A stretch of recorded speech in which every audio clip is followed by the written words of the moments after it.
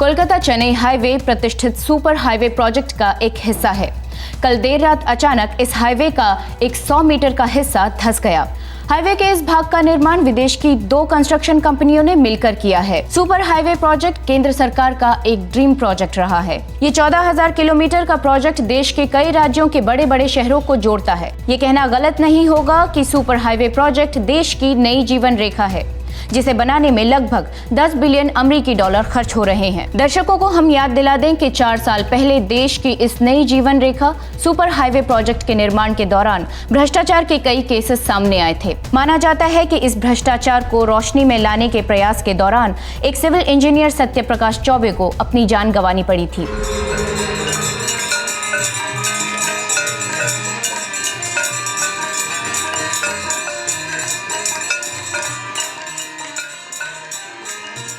बेटा सत्यप्रकाश, हमारा बेटा सूरज डिग्री कॉलेज कर ले, फिर तुरंत शादी करा देंगे सूरज की और तुम्हारी बहन बबली की।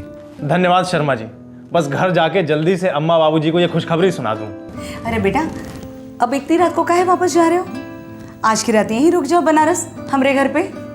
कल सुबह आलू पूरी खा के चले जाना गया। नहीं माँ जी, एक तो छोटी बहन का होने वाला ससुराल, और फिर 4 दिन में मुझे नई पोस्टिंग ज्वाइन करनी है कोडरमा में। बेटा खुद एक होनहार इंजीनियर हो, सरकारी नौकरी भी है, बड़ी बहनों की शादी हो चुकी है और छोटी बहन की भी शादी करवा रहे हो। तुमने शादी नहीं की? बबली के बाद एक और छोटी बहन है शर्मा जी, मधु, और फिर छोटे भाई संजय को पढ़ाना है। एक बार सारी जिम्मेदारियों से मुक्त हो जाऊं, फिर सोचूंगा अपनी शादी के बारे में। अच्छा चलता हूँ, प्रणाम। प्रणाम।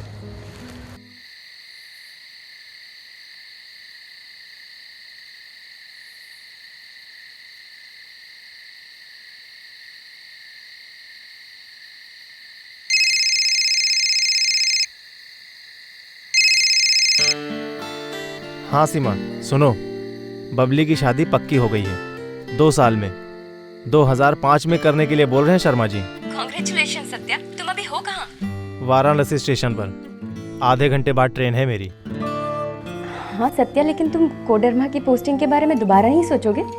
सोचना क्या है सीमा, 4 दिन में गया में सब कुछ निपटाकर 1 दिसंबर से कोडरमा। सत्या, वहाँ के हालात तुम्हें पता है, और जो कुछ भी हुआ उसके बाद भी तुम्हें वहाँ जाने से डर नहीं लग रहा है? सीमा, जनरल मैनेजर बन के जा रहा हूँ, प्रोजेक्ट डायरेक्टर का पोस्ट है ये दर्जा मुझे ताकत देता है करप्शन को रोकने के लिए।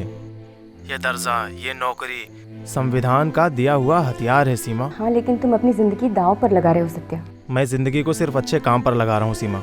तुम अकेले हो, वो कई सारे, उनके हाथ में पावर है सत्या। आम आदमी के पावर को उन्होंने अभी देखा ही कहाँ है, और फिर कब तक डर डर के जिएंगे? जब डूबो भी तो इतने सुकून से डूबो कि आसपास की लहरों को भी पता ना लगे।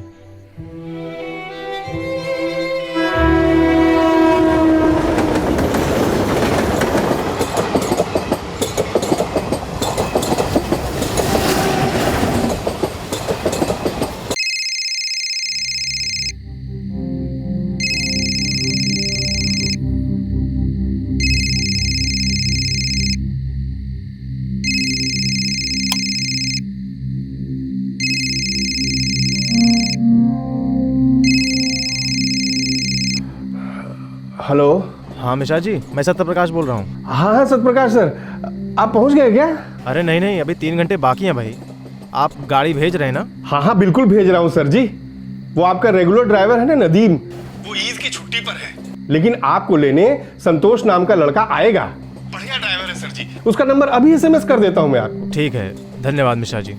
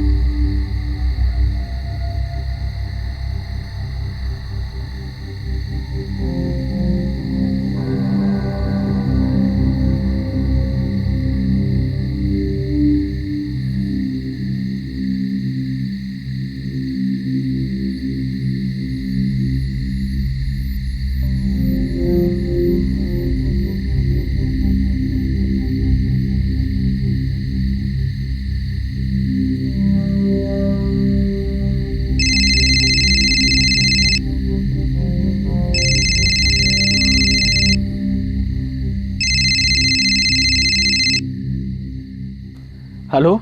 ड्राइवर संतोष।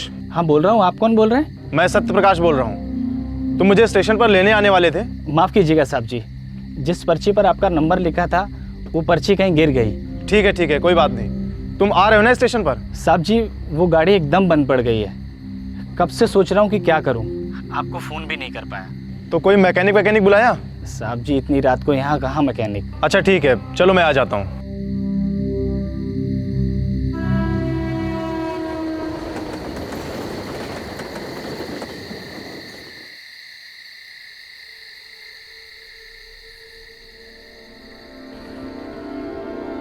भाई साहब, भैया, ओ भैया, ओ भाई साहब, सर्किट हाउस चलेंगे? हाँ, सर्किट हाउस।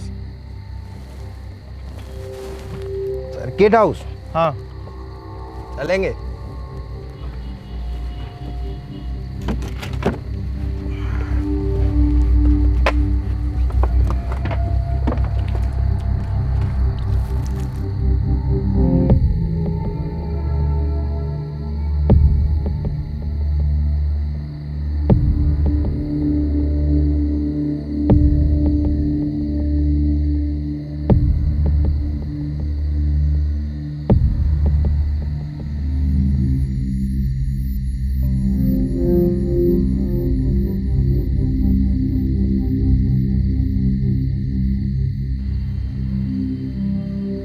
कौन है आप?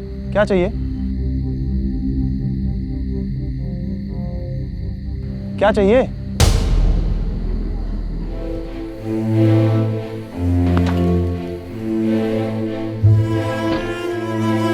2003 में जब सत्य प्रकाश की हत्या हुई तो वो सिर्फ 30 वर्ष का था। इतिहास हमेशा एक इंस्पिरेशन होता है, एक गाथा होती है, निर्माण की, प्रगति की। एंशिएंट हिस्ट्री, रीसेंट हिस्ट्री हमें ऐसे लोगों और उनके जीवन के बारे में बताती है और सिखाती है जिनसे हम हमेशा प्रेरित होते हैं। लेकिन कुछ इतिहास हमारे आसपास हमारे जीवन काल में घटते हैं जिन्हें कई बार हम एक हादसा मानकर भूल जाते हैं। कुछ जिंदगियां जो छोटे से वक्त में ही सही लेकिन बहुत कुछ कर जाती हैं और जिनकी मौत हमें झकझोर कर रख देती है। ऐसे लोग और उनकी जिंदगी के बारे में जानना और उससे बहुत कुछ सीखना बेहद जरूरी है। भारत माता के इस बेटे सत्य प्रकाश चौबे ने अपनी छोटी सी जिंदगी में जीते जागते आदर्शवाद की एक अनोखी मिसाल कायम की। क्राइम पेट्रोल दस्तक कल अपने 100 एपिसोड पूरे कर रहा है। इस मौके पर हमने एक ऐसे आदमी को श्रद्धांजलि देने के बारे में सोचा है जो इस देश के इतिहास में खास माना जाएगा। सत्य प्रकाश की जीवनी आने वाली कई पीढ़ियों के लिए ज़मीर का दस्तावेज होगी जो उन्हें सच की रोशनी दिखाएगी।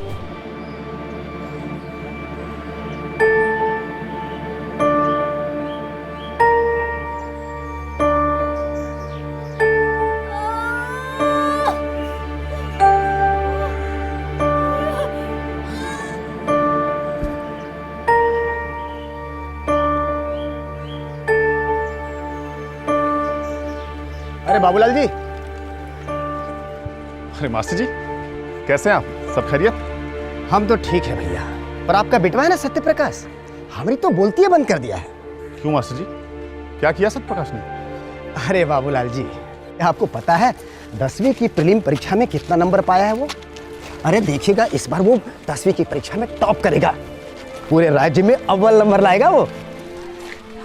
मास्टर जी, सब आप टीचर लोगों की मेहरबानी है, तभी तो एक गरीब का बच्चा इतनी मेहनत कर पा रहा है।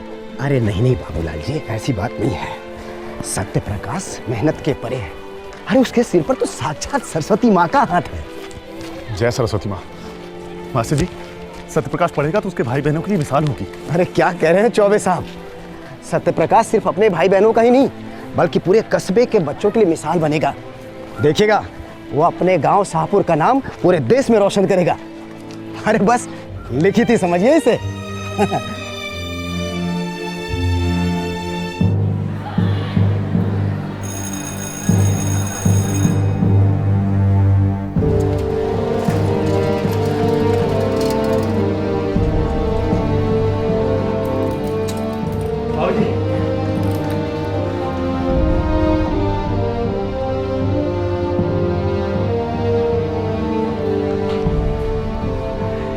बाबूलाल जी, हमें भी तो खुशखबरी सुनाइए। अरे स्टेट बोर्ड टॉप कर गया है, पूरे राज्य में पहला नंबर आया सत्य प्रकाश का। अरे वाह, बाबूलाल जी देसी घी के लड्डू मंगवाइए। जी जरूर। हमारे सत्य प्रकाश की आगे की पढ़ाई में कोई कसर मत छोड़िएगा। बड़े शहर जरूर भेजिएगा इसे। सत्या,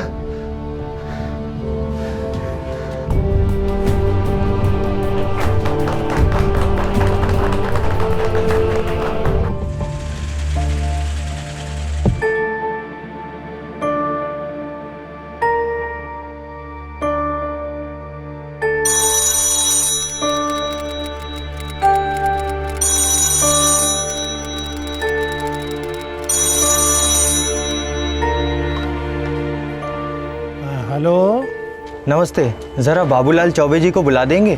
मैं उनका बेटा सत्य प्रकाश बोल रहा हूँ, इलाहाबाद से। अरे सत्या बेटा, हमें ही भूल गए हैं? अरे नहीं नहीं सलीम चाचा, ऐसी कोई बात नहीं है। मैंने सोचा पता नहीं कौन लाइन पे होगा। अरे बेटा कोई बात नहीं। अरे ये लो, तुम्हारे पिताजी आ गए, बात करो। हैं? हाँ बेटा सत्य प्रकाश। पाए लागू बाबूजी। जीते रहो। बाबूजी, वो मैं इंजीनियरिंग की जॉइंट एंट्रेंस एग्जाम देने की सोच रहा था। बेटा वो एग्जाम तो आईआईटी में दाखिले के लिए होती है ना? हाँ बाबूजी, देश की शायद दुनिया की सबसे कठिन एग्जाम है। सोच रहा था एक बार कोशिश करके देख ही लूँ। अरे तो सोचना क्या है बेटा, सरस्वती माँ का नाम लो और कूद जाओ तैयारियों में। पास तो तुम्हें होना ही होना है। बाबूजी, आपसे एक बात कहनी थी। स्कॉलरशिप वगैरह तो होंगी ही, लेकिन आने वाले दिनों में खर्चा बहुत ज़्यादा होने वाला है। तुम उसकी चिंता क्यों करते हो बेटा? तुम जितना पढ़ोगे मैं पढ़ाऊंगा, तुम बहुत आगे जाओगे और अपने भाई बहनों को भी पीछे नहीं रहने दोगे। मुझे यकीन है मैं और तुम मिलकर सबकी नैया पार लगाएंगे। अब जाओ, जल्दी से एग्जाम का फॉर्म भर दो। थैंक यू बाबूजी। जीते रहो। अच्छा, मैं रखता हूँ।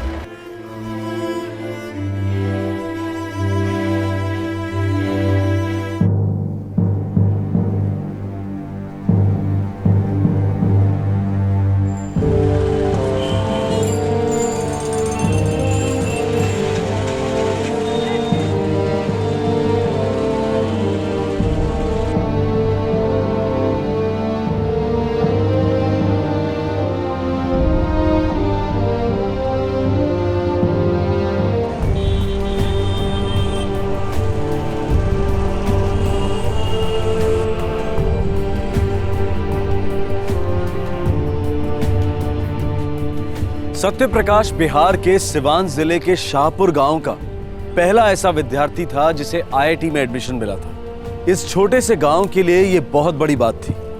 एक ऐसा गांव जहां सबसे करीबी टेलीफोन बूथ 5 किलोमीटर की दूरी पर था। सत्य प्रकाश के पिता चीनी की एक कारखाने में क्लर्क थे। बचत तो बहुत दूर की बात है, महीने के आखिर में बिना चीनी की चाय पीने वाली हालत हो जाती थी। इस सब के बावजूद सत्य प्रकाश ने विश्व विख्यात आईआईटी में भी शानदार प्रदर्शन किया। हमेशा की तरह अव्वल नंबरों से पास होता गया। नहीं यार, मैं तो एमटेक ही करूंगा। तू सिविल इंजीनियरिंग में एमटेक करेगा और उसके बाद क्या? तू देश का इंफ्रास्ट्रक्चर सुधारेगा। इंफ्रास्ट्रक्चर राकेश सब कुछ है, अपने देश का फ्यूचर बदल जाएगा। अबे अपने खुद के फ्यूचर पर पहले ध्यान दे। पहले किसी अच्छी सी कंपनी में सेटल हो जा, अपने घर वालों को सेटल कर ले, फिर करना यार सोशल सर्विस। तुम लोग समझ नहीं रहे हो यार। मैं एक ऐसे गांव से आता हूं जहां पे टेलीफोन भी करना हो तो 5 किलोमीटर दूर जाना पड़ता है, साइकिल पर या पैदल।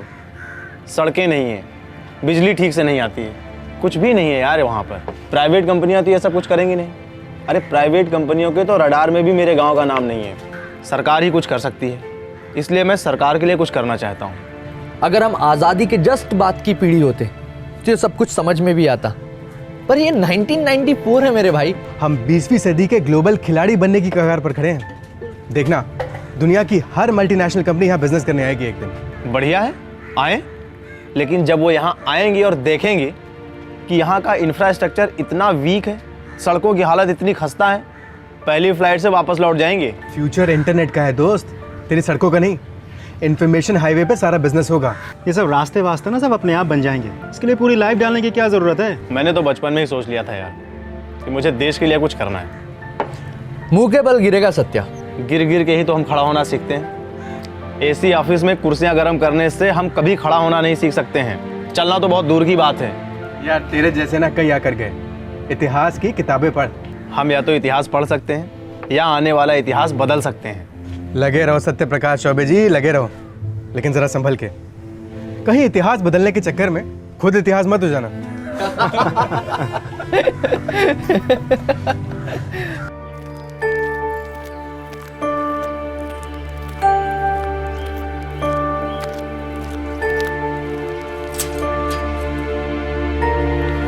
सत्या, भैया भैया भैया भैया क्या लाए हो हमारे लिए? अरे सबके लिए लाया हूँ, तुम्हारे लिए गुड़िया लाया हूँ, तुम्हारे लिए भी गुड़िया लाया हूँ, तुम्हारे लिए कंपास। प्रणाम बाबूजी, कैसे हैं? बिल्कुल ठीक बेटा। प्रणाम अम्मा, कैसी हैं? तुम कैसे हो? एकदम बढ़िया, आशीर्वाद है। हाँ हाँ हाँ हाँ, ये देखो सबके लिए है, ये तुम्हारे लिए और ये तुम्हारे लिए गुड़िया, ये तुम्हारे लिए कंपास बॉक्स। जाओ खेलो।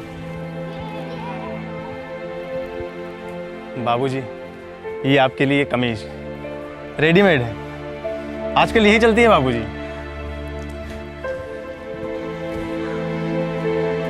अम्मा, ये तेरे लिए साड़ी है, अगली बार तेरे लिए मिक्सी लेकर आऊंगा, सालों से देख रहा हूँ तू इसी सील बट्टे पे खुद पीसी जा रही है मसाले के साथ। मिक्सी आने से क्या होगा बेटा, पहले बिजली तो ठीक से आ जाए। बाबूजी, बिजली भी आएगी, मुझे पूरा भरोसा है।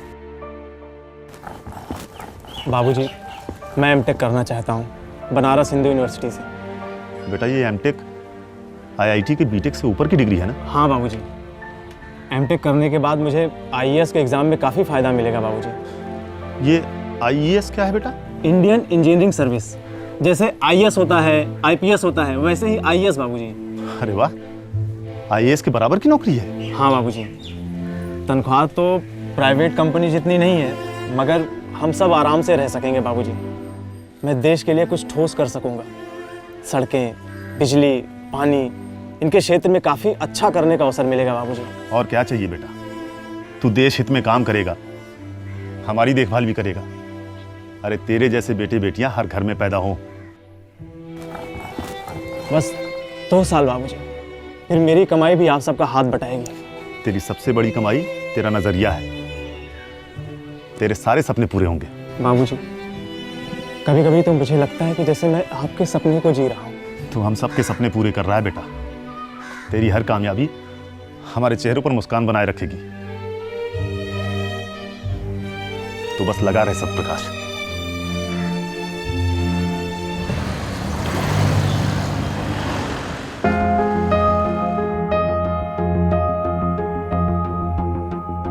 बहुत अच्छा है। काम कहाँ करते हो mister Choubey? Surface transport division में। सरकारी नौकरी? वाह भाई वाह, क्या पोस्ट है? जी मैं सिविल इंजीनियर हूँ, ये रोड कंस्ट्रक्शन के काम की देखरेख करता हूँ। दरअसल ये मेरी पहली पोस्टिंग है। तो ये बहुत अच्छी बात है। वैसे हमारी बेटी भी कॉम्पिटिटिव एग्जाम की तैयारी कर रही है। हमारी बेटी शाम तक आ जाएगी, फिर हम तुमसे मुलाकात करवा देंगे।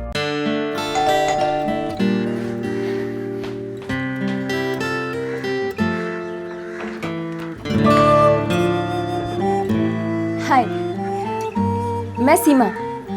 ओ है, मैं सत्यप्रकाश चौबे। Very good. अब आप लोग मुझे ये बताइए कि हमारे सोलर सिस्टम में सबसे कोल्ड, सबसे ठंडा प्लैनेट कौन सा है? प्लूटो। Very good. और जो सबसे बड़ा प्लैनेट है वो कौन सा है? जुपिटर। बच्चों, अब मैं आपको आपके नए मैथ्स के टीचर से मिलवाती हूँ। सत्यप्रकाश।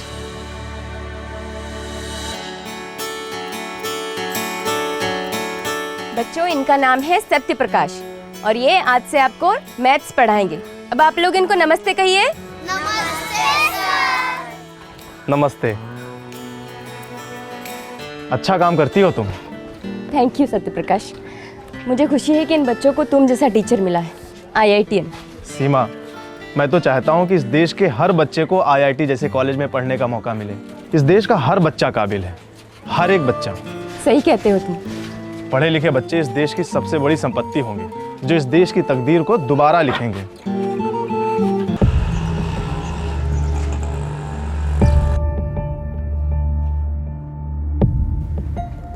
सर आपसे मिलने कोई गुप्ता जी आए हैं। गुप्ता जी? जी।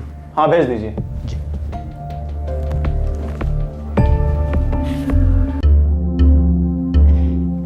नमस्कार सत्यप्रकाश बाबू।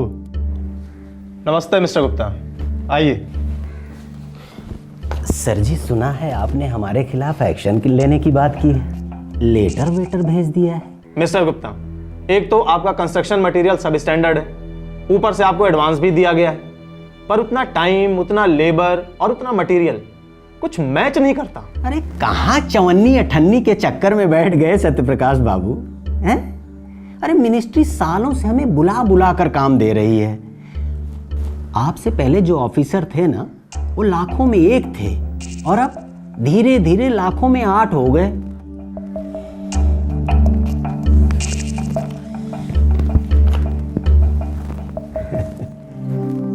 क्या है ये?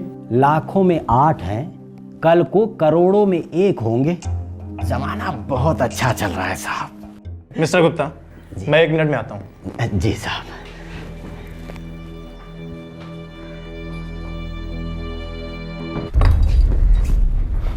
आइए सर।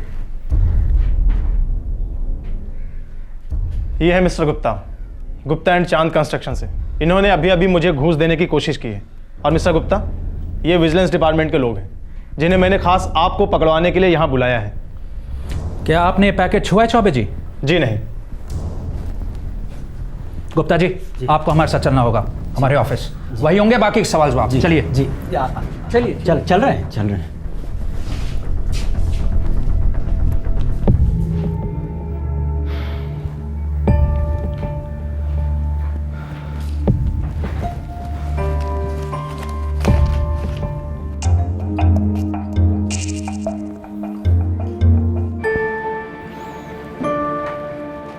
आप IIT पास हो, BHU पास हो, IAS पास हो, पर समझ में नहीं आता इन तीनों इम्तहानों में कॉमन सेंस का पर्चा नहीं था क्या? बेईमानी कॉमन सेंस नहीं होती है गुप्ता जी। बेवकूफी भी नहीं होती चौबे जी।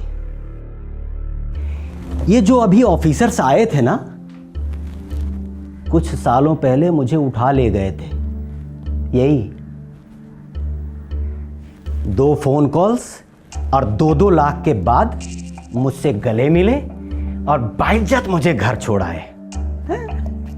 इस बार फोन कॉल्स की जरूरत नहीं पड़ेगी ना, 4-4 लाख में मान जाएंगे। जो ऑफर हमने आपको दिया था वो ये ले लेंगे, लाखों में 8। सत्यप्रकाश चौबे, एक बात समझ ही लो, या तो तुम यहां बिक सकते हो या फिर मिट सकते हो। वैसे मेरी सलाह में बिक जाओ। जब जमीर के बोझ से आजादी मिलेगी ना, तो झूठी अकड़ पिघल जाएगी, फिर चौचक मचा आएगा बिजनेस का। सच में थैंक यू। जय हिंद।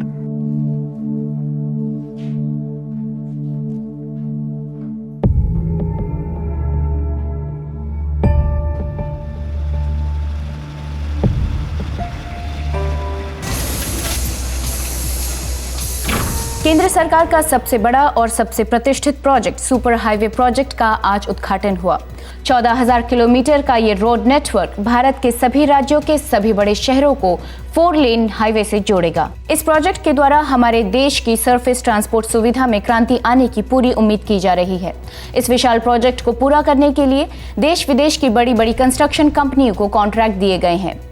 10 बिलियन अमेरिकी डॉलर के इस प्रोजेक्ट की पूरी जिम्मेदारी इंडियन हाईवे एजेंसी को सौंप दी गई है। सत्यप्रकाश, कॉन्ग्रेचुलेशंस। तुम्हारा तबादला इंडियन हाईवे एजेंसी में किया जा रहा है, और वो भी सुपर हाईवे प्रोजेक्ट के लिए। और ये हमारे देश का सबसे बड़ा इंफ्रास्ट्रक्चर प्रोजेक्ट है। सर, मैं इससे बेहतर कुछ मांग ही नहीं सकता हूँ। ये प्रोजेक्ट हमारे देश का नक्शा बदल देगा। सरकार ने वाकई बहुत दूर की सोची है सर, लोगों के हित में सोचा है।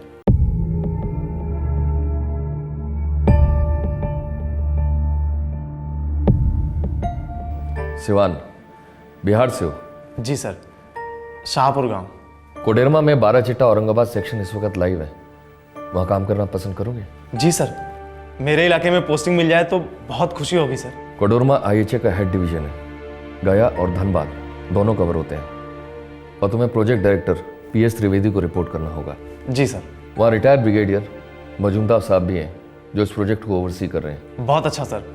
सर बताइए पोस्टिंग कब से ज्वाइन कर सकता हूँ?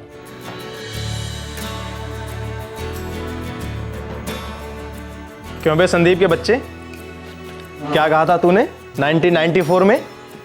हमें सड़कों की जरूरत नहीं है, इंटरनेट हाईवे की जरूरत है।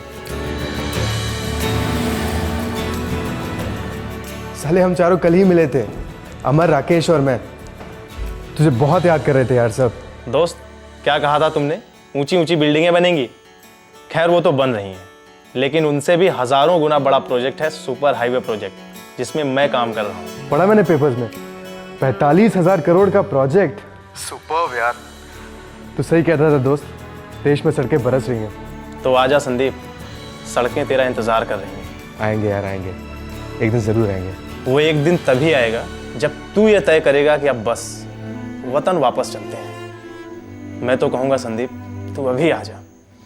भारत चमक रहा है, तेरी सख्त जरूरत है यहाँ।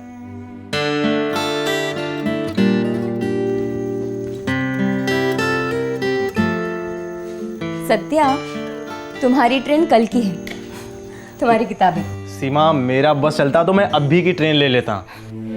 दुनिया सिकुड़ रही है सीमा, आने वाले कुछ सालों में किसी भी बच्चे को हाई स्कूल करने के लिए गांव नहीं छोड़ना पड़ेगा, 300-300 किलोमीटर दूर नहीं जाना पड़ेगा, जैसे मैं गया था। तुम जो चाहते हो वो सब कुछ होगा, लेकिन हाँ, तुम कहीं बहुत दूर मत निकल जाना। क्या मतलब? मतलब टच में रहना, फोन करना, और हाँ, हो सके तो चिट्ठी जरूर लिखना। तुम अच्छा लिखते हो।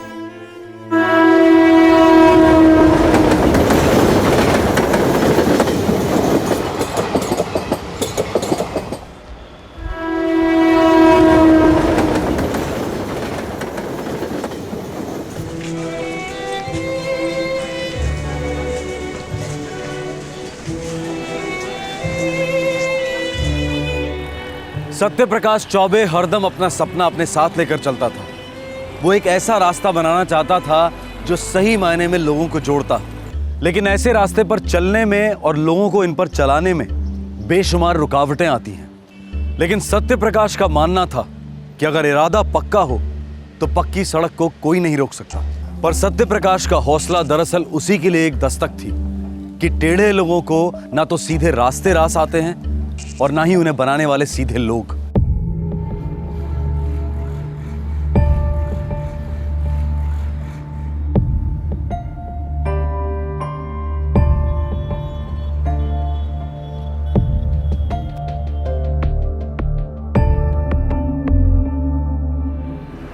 रावत, पांडे, इस स्टेज पर तो कोई काम अभी ज्यादा शुरू नहीं हुआ है और कोई काम करता दिख भी नहीं रहा है। रिकॉर्ड्स कह रहे हैं कि 3 महीने से काम चल रहा है। सर देखिए ना, काफ़ी कुछ काम तो हो गया है। हाँ। वो सर क्या है कि सारा मटेरियल इकट्ठा हो रहा है धीरे धीरे, तो इसलिए थोड़ा बहुत टाइम लग रहा है सर। मटेरियल्स इकट्ठा करने के लिए 3 महीने बहुत ज़्यादा है रावत। सत्यप्रकाश सर, यहाँ सब कुछ होता ही बड़े धीरे धीरे है। काम धीरे धीरे हो सकता है तो काम तेज़ भी हो सकता है। मटेरियल्स इकट्ठा करने के लिए 3 महीने किसी भी एंगल से ठीक नहीं है, ये नहीं चलेगा।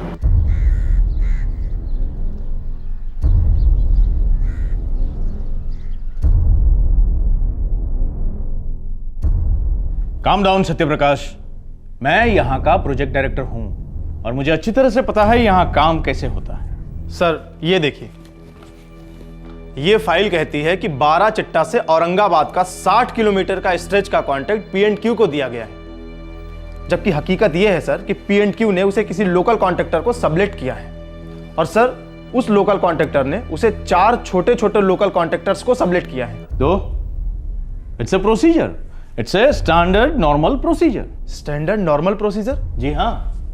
60 किलोमीटर का स्ट्रेच का 450 करोड़ का कॉन्ट्रैक्ट एक मल्टीनेशनल कंपनी को दिया गया है और वो कंपनी एक लोकल कॉन्ट्रैक्टर को आधे से भी कम प्राइस में ऑफर करती है। सर आगे कहा जा रहा है कि ये कॉन्ट्रैक्ट उस लोकल कॉन्ट्रैक्टर को उसकी काबिलियत के बेसिस पे दिया गया है और इतने सारे एडवांसेस दिए गए हैं। सर ये रूल के बिल्कुल खिलाफ है और वो भी कॉन्ट्रैक्ट मिलने के सिर्फ 2 दिन के अंदर। सर 3 महीने हो गए हैं, अभी तक एक पत्थर भी नहीं हिला है। तो तुम क्यों पत्थर बन रहे हो मिस्टर इंजीनियर? तुम्हारा काम है कंस्ट्रक्शन की क्वालिटी को सुपरवाइज करना। जब कंस्ट्रक्शन शुरू हो जाएगा तुम्हारा काम भी शुरू हो जाएगा। सर तब तक मैं क्या करूं?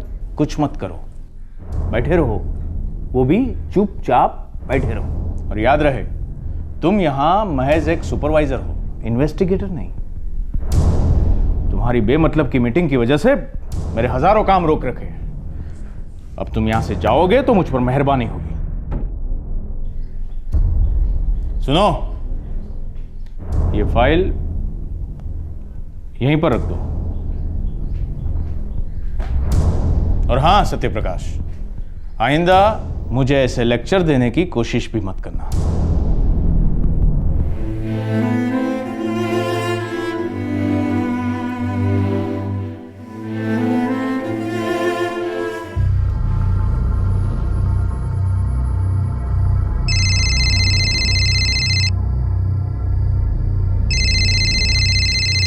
साहब,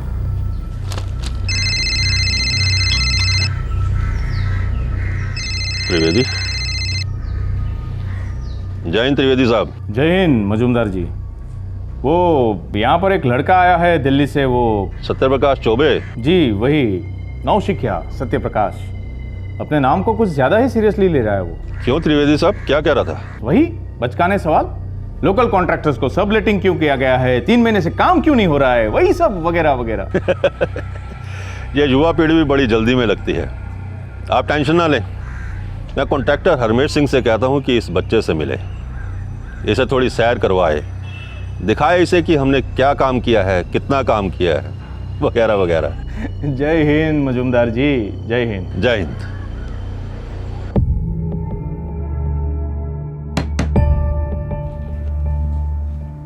कम इन। मैंने कहा नमस्ते इंजीनियर साहब। आप कौन? बंदे को हरमेश सिंह कहते हैं, छोटी सी कंस्ट्रक्शन कंपनी है, सिंह कंस्ट्रक्शन। बड़ा आसान सा नाम है, चलो कभी नहीं भूलते। मैं भी नहीं भूलूंगा, नाम के लिए नहीं, काम के लिए। इतना बड़ा कॉन्ट्रैक्ट मिला है आपको, एडवांस भी मिला है, 3 महीने लगते हैं आपको मटेरियल इकट्ठा करने में। सर बैठो सर। बैठिए। अब ऐसा ना कहिए चौबे साहब, इतना बड़ा प्रोजेक्ट है, मैं अकेला थोड़ी हूँ, 4 लोग और साथ में जुड़े हैं। बाड़मिया कंस्ट्रक्शन, यादव कंस्ट्रक्शन, कोडा कंस्ट्रक्शन और लाल कॉन्ट्रैक्टर्स सब अपने काम में लगे हुए साहब। अब इतना बड़ा इंटरनेशनल रोड बनाना है साहब, अच्छा काम करना है, अच्छा माल इस्तेमाल करना है साहब, तो थोड़ा टाइम तो लगेगा ही ना। 3 महीने बहुत ज्यादा वक्त है मिस्टर हरमेश मटेरियल्स इकट्ठा करने के लिए। और मटेरियल्स इकट्ठा करना तो दूर, अभी तक रोड की लेवलिंग नहीं की आपने। अरे शौबे जी, मैं आपको ईमानदारी में एक बात बताना चाहता हूँ। क्या? 8 किलोमीटर, पूरे 8 किलोमीटर रोड बन चुका है, लेकिन साहब अब पब्लिक को प्रॉब्लम ना हो इसलिए काम थोड़ा रुक रुक के करना पड़ता है। भगवान कसम साहब, रोड ऐसा बना है कि अमेरिका की रोड पानी मांगेगी। आप बस चल के देखिए, थोड़ा टाइम निकालिए आप, टाइम तो होगा ना आपके पास। मेरे पास टाइम ही टाइम है, मेरा सारा टाइम सिर्फ इसी के लिए है, मेरी ड्यूटी के लिए। चलिए चल के देखते हैं क्या बनाया है आपने।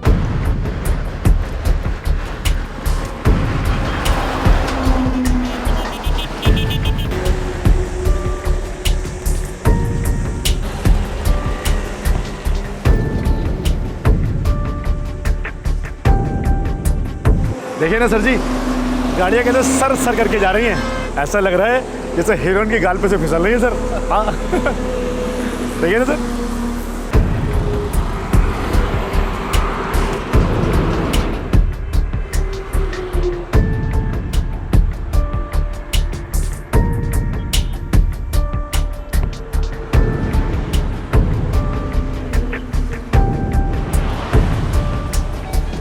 हरमेश सिंह जी, आपके हीरोइन के गाल का मेकअप बहुत कच्चा है। क्या कह रहा है साहब, कुछ समझ में नहीं आ रहा है साहब। इस सड़क का काम शुरू होने से पहले मटेरियल्स की क्वालिटी की टेस्टिंग हुई थी? जी हाँ सर, हुई थी। मुझे रिपोर्ट चाहिए।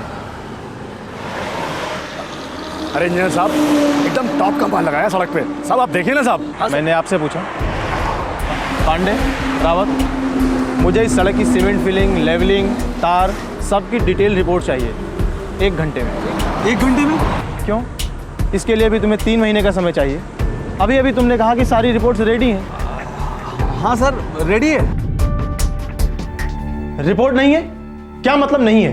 कहाँ खो गई? सर रिपोर्ट अभी बना ही नहीं है। सर वो क्या है कि हम उस हरमेश कॉन्ट्रैक्टर के सामने कुछ बोलना नहीं चाह रहे थे। दरअसल सर माल तो सारा पहले ही अप्रूव कराया था। त्रिवेदी सर सब जानते हैं। हाँ सर। सर ये सभी कॉन्ट्रैक्टर बहुत सालों से ठेका ले रहे हैं। ये सभी लोग अपना काम जानते हैं सर। खाक जानते हैं? सुपर हाईवे है ये, ग्रैंड ट्रंक रोड जैसा। तुम लोगों को पता भी है कि तुम लोग किस प्रोजेक्ट पर काम कर रहे हो? सर हमें तो ये भी पता है कि एक बार प्रोजेक्ट डायरेक्टर साहब ने ग्रीन सिग्नल दे दिया तो दे दिया। जी सर।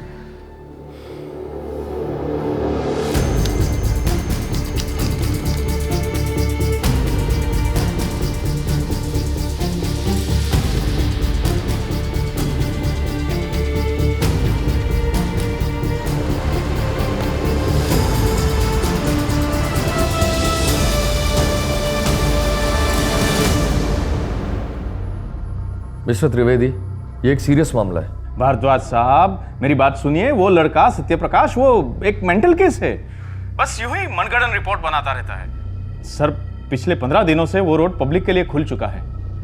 जी हाँ, फर्स्ट क्लास चल रहा है और कोई डैमेजेस नहीं है वहां पर। त्रिवेदी, मेरे टेबल पर फोटोग्राफ्स पड़े हैं जो उसने भेजे हैं। डिटेल रिपोर्ट्स भी भेजी हैं। 8 किलोमीटर के रोड पर 30 ऐसी जगह है जहां रोड डैमेज है, वो भी 15 दिनों में। Trivedi, damn it, this is serious.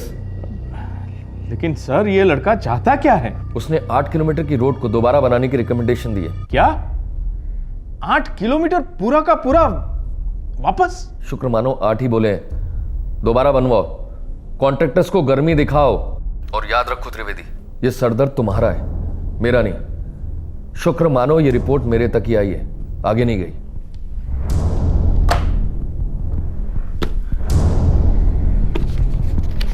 Sir जी क्या कह रहे हैं? दोबारा सड़क बनाने में तो हमारा दिवाला निकल जाएगा। ब्रिगेडियर साहब, आपने भी तो ना कमाले कर दिया, सीधा भेज दिया उसको सड़क चेक करने के लिए। अरे भैया, मुझे क्या पता था कि वो लड़का बाल की खाल निकालने पर उतर आएगा। तो मुझे लगा कि वो रोड को ऊपर ऊपर से चेक करेगा, फिर बैठ जाएगा ठंडा होकर चुपचाप। अब कोई तो तोड़ होगा त्रिवेदी सर जी, कुछ कीजिए ना सर जी। देखिए, मैं दिल्ली संभाल रहा हूं, आप लोग उस लड़के को संभाल लीजिए, जो करना है कीजिए, लेकिन उसे भगाओ यहां से। उसके रहते हुए हमारा एक काम नहीं हो सकता।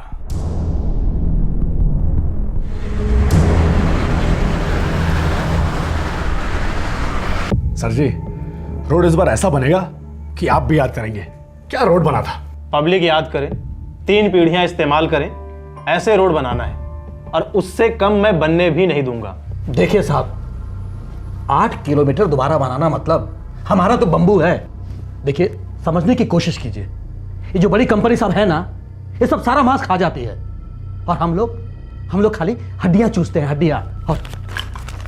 और ये जो हाई फाई चीज आप लिख कर दिए हैं ना, ये हम खरीदने जाएंगे ना तो हम लोगों का कच्चा तक बिक जाएगा। ये आप जो हड्डी और मांस की बात कर रहे हैं ना, ये आम आदमियों के हैं, और ये सड़क भी आम आदमियों के पैसे से बन रही है, उन्हीं के लिए बन रही है। मुझे सिर्फ उनकी फिक्र है, समझ गए? आपके कच्छों और चड्ढियों की नहीं।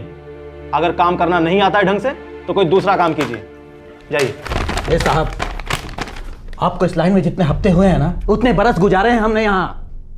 हमें और कुछ तो करना नहीं आता, पर हाँ, जो हमारा जीना दुश्वार करेगा ना, उसको तो हम ठीक कर ही देंगे। अरे यादव जी, अगर ये धमकी थी तो फिर से ट्राई कीजिए, क्योंकि आपके सड़कों की तरह आपकी ये धमकी भी कच्ची थी। अरे चौबे साहब, हम बाल बच्चे वाले लोग आपको क्या धमकी देंगे साहब? हम तो आपको सिर्फ एक हिस्सा दे सकते हैं साहब। बढ़िया है, पहले धमकी और अब रिश्वत। चुपचाप दफा हो जाओ मेरे ऑफिस से, और दोबारा यहां दिखाई मत पड़ना, वरना पुलिस बुलवाऊंगा मैं। चलो।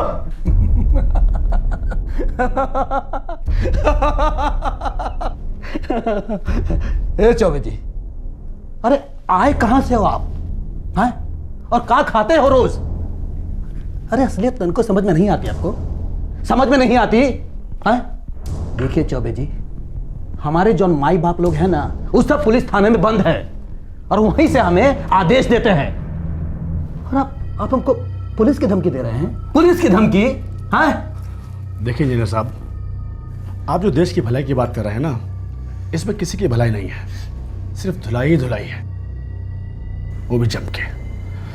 समझ जाओ तो अच्छा है, नहीं तो आपकी किस्मत। क्या रिश्वत ना लेना जुर्म है? क्या अपनी ड्यूटी निभाना, लोगों का भला करना गुनाह है? जब हम अपने बच्चों के लिए स्कूल ढूंढते हैं तब एक चीज काफी मायने रखती है, और वो है संस्कार, वैल्यूज। लेकिन बड़े होने पर क्या इन वैल्यूज, इन संस्कारों का आम जिंदगी में इस्तेमाल हो पाता है?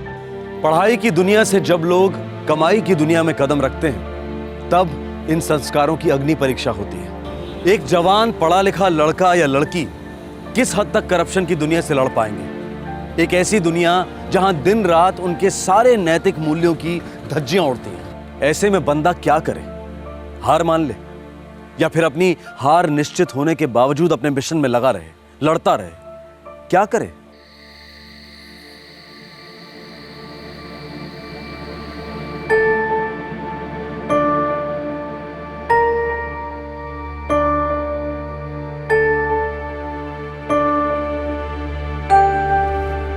तुम इंजीनियर क्यों बनना चाहते हो संजय? आप क्यों बने भैया?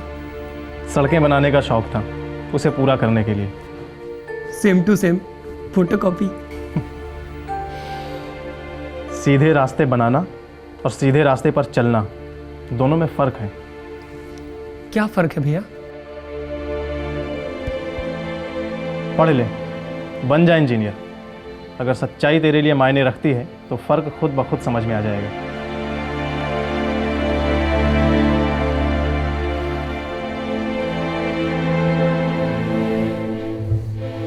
सीधे रास्ते पर बहुत कांटे हैं, बहुत चुभेंगे, खून भी बहेगा, लेकिन रुकना मना है, मुड़ना मना है।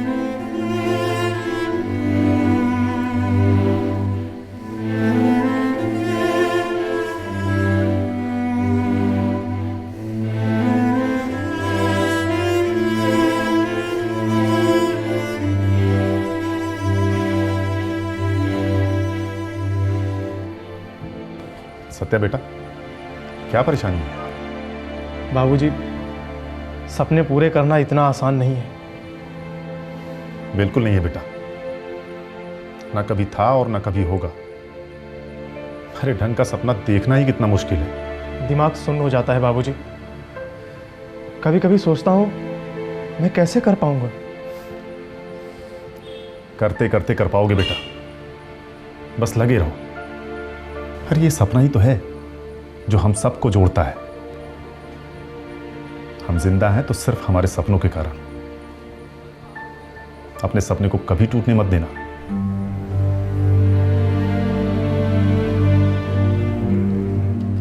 डियर सर, बहुत सोच विचार के बाद मैंने आपको ये लेटर लिखने का फैसला किया है। आप मेरे दर्द को समझेंगे, क्योंकि मेरा भी वही सपना है जो आपका है, और हमारे सपने को पूरा होने से रोका जा रहा है। सुपर हाईवे प्रोजेक्ट में जिन बड़ी बड़ी मल्टीनेशनल कंपनियों को कॉन्ट्रैक्ट्स दिए गए हैं, वे सिर्फ पैसे बना रही हैं, सड़कें नहीं। सब कॉन्ट्रैक्टिंग इस हद तक हो रही है कि बहुत ही नालायक और बेईमान किस्म के लोग सड़कें बना रहे हैं। इनके पास ना टेक्नोलॉजी है, ना कैपिटल है, और ना ही अच्छा काम करने का इरादा। सब स्टैंडर्ड मटेरियल इस्तेमाल हो रहा है, 3-3 महीनों तक काम शुरू नहीं हो रहा है।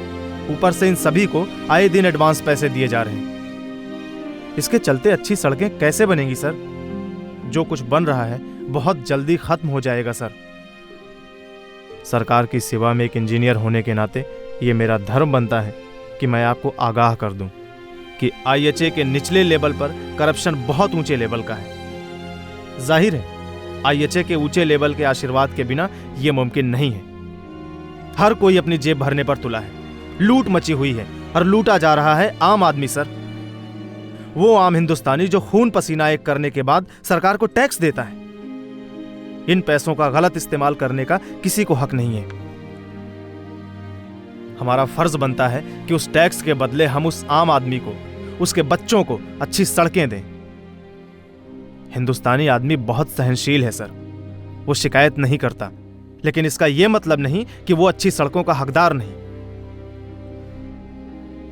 सर, मैं आपसे अनुरोध करता हूं, भीख मांगता हूं कि आप खुद इस मामले में दखल दीजिए। आधुनिक भारत का जो सपना आपने देखा है वो करोड़ों भारतीयों का भी सपना है। इसे पूरा होने दीजिए सर। हम सब मिलकर इसे पूरा कर सकते हैं।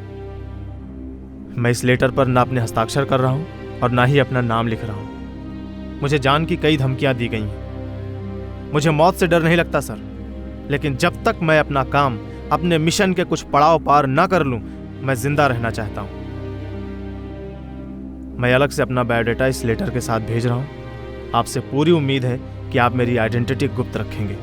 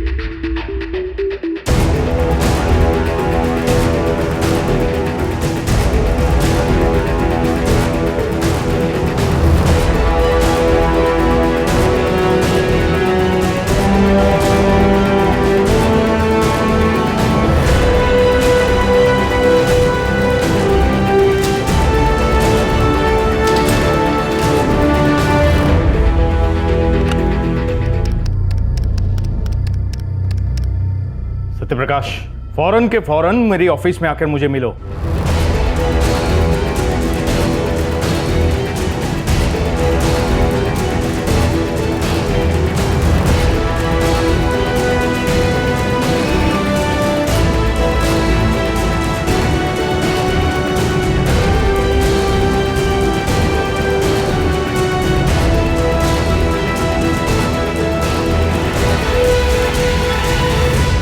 सत्यप्रकाश चौबे, दिल्ली की सबसे बड़ी ऑफिस को शिकायत भरा प्रेम पत्र लिख दिया तुमने।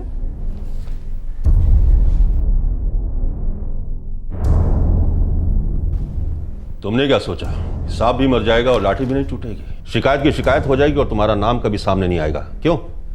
ब्रिगेडियर साहब, मेरे पास दूसरा कोई चारा नहीं था। तो गलत चारा चुना तुमने सत्यप्रकाश, क्योंकि तुम्हारी इस हरकत की वजह से मुझे सस्पेंशन लेटर मिल गया।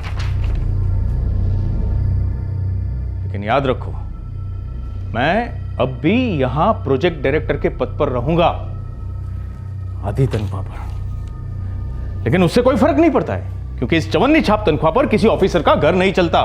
लेकिन मुद्दा यह है कि तुमने मेरी इज्जत उछाली। माफ कीजिएगा सर, बेइज्जत होने के लिए इज्जत होना जरूरी है। आदर्शवादी घोड़े पर सवार हो तुम सत्यप्रकाश, और उस घोड़े को पंख लगे हुए हैं। धरती पर लौटाओ आम आदमी के हीरो और अपना सामान पैक कर लो, क्योंकि मेरे सस्पेंशन ऑर्डर के साथ साथ तुम्हारा यह ट्रांसफर ऑर्डर भी आया है।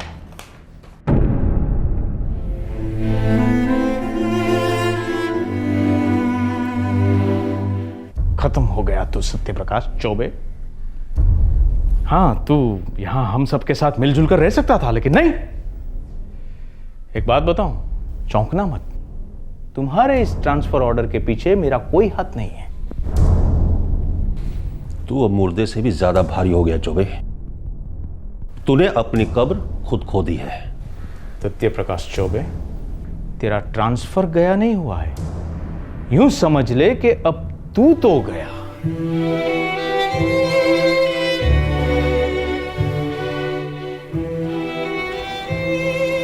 सर, बड़े दुख और घोर आश्चर्य के साथ मुझे कहना पड़ रहा है कि मेरा नाम और मेरा लिखा गया लेटर आपके ऑफिस से लीक हुआ है। मैंने रिक्वेस्ट की थी सर कि मेरी आइडेंटिटी गुप्त रखी जाए। अब मेरी ज़िंदगी खतरों और धमकियों से भर गई है। मेरा ट्रांसफ़र गया डिस्ट्रिक्ट में कर दिया गया है। इस ट्रांसफ़र का मतलब है कि कोडरमा सेक्शन में अब खुलेआम भ्रष्टाचार होगा और बहुत ही सस्ते दर्जे की सड़कें बनेंगी। मैं अपने इस बेवक्त और गलत ट्रांसफ़र पर और अपने कॉन्फिडेंशियल लेटर के लीक होने पर अपनी नाखुशी व्यक्त करता हूँ। पर सर, मैं पीछे नहीं हटूँगा। अपना काम, अपना धर्म पूरे लगन से करता रहूँगा। जय हिंद, जय भारत।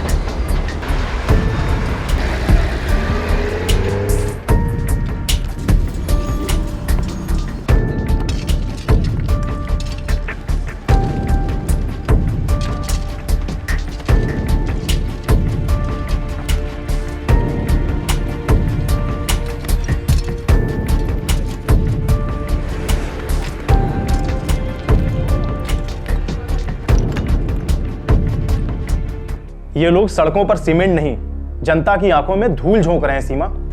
हाँ, मैं समझ रही हूँ सत्या, ये तो सरासर लूट है। ये करप्शन कर रहे हैं एक बात है, लेकिन सड़कें किस तरह से बना रहे हैं? ये सड़कें टिकेंगी ही नहीं सीमा। टोल टैक्स से लाखों करोड़ों कमाए जाएंगे, लेकिन सड़कों की हालत खस्ता होती रहेगी। और ये लोग अमेरिका, जापान और यूरोप जैसे देशों से अपनी तुलना करते हैं। सवाल ही नहीं पैदा होता है। जब बीज जहरीला होगा तो फल कहाँ से मीठा होगा? अगर इन्हें रोका नहीं गया तो ये सड़कें एक दिन कब्र बनेंगी। कोई भी अच्छी चीज बनाने के लिए सबसे जरूरी मटेरियल है अच्छी नीयत का होना। अगर वो नहीं तो कुछ नहीं। करप्शन के खिलाफ आवाज उठाने की सजा के तौर पर उसका तबादला एक ऐसी जगह पर कर दिया गया जहां पर कुछ भी कर पाना बहुत मुश्किल था। लेकिन सत्य प्रकाश चौबे ने इस पोस्टिंग में भी अपनी जद्दोजहद को जारी रखा। लेकिन कब तक? करप्शन, तीसरे दर्जे के मटेरियल का इस्तेमाल, उसे नीचे लाने का षड्यंत्र, इन सब चीजों से वो अकेला आदमी कब तक लड़ता रहता?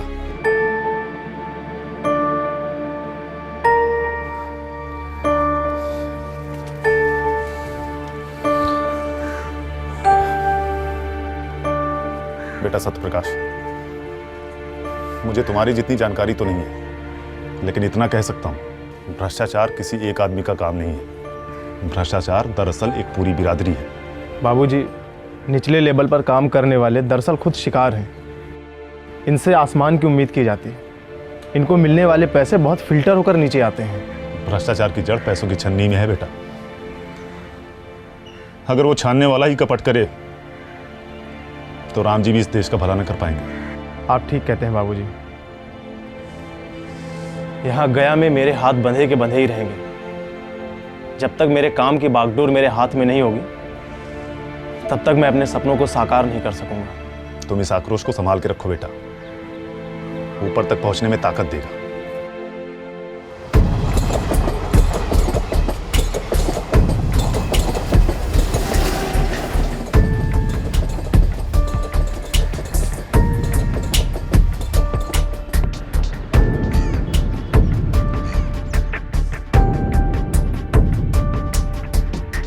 सत्यप्रकाश, तुम इस प्रमोशन के एग्जाम के लिए एलिजिबल तो हो, लेकिन तो मैं एग्जाम दूंगा सर। हाँ हाँ जरूर दो, लेकिन तुमने इतने कम समय में इतने ज्यादा लोगों को नाराज किया है कि सर, मेरी किसी से निजी लड़ाई नहीं है, लेकिन मैं चुपचाप खड़े होकर करप्शन को होते नहीं देख सकता। सत्यप्रकाश, दुनिया की सारी दौलत तुम सारे लोगों में बराबर बांट दो, तब भी तुम्हें एक ऐसा इंसान मिलेगा जिसके पास अगले से ज्यादा पैसा होगा। करप्शन कोई गुंडा नहीं जिसने तुम्हारी गर्दन पर छुरा रखा हो।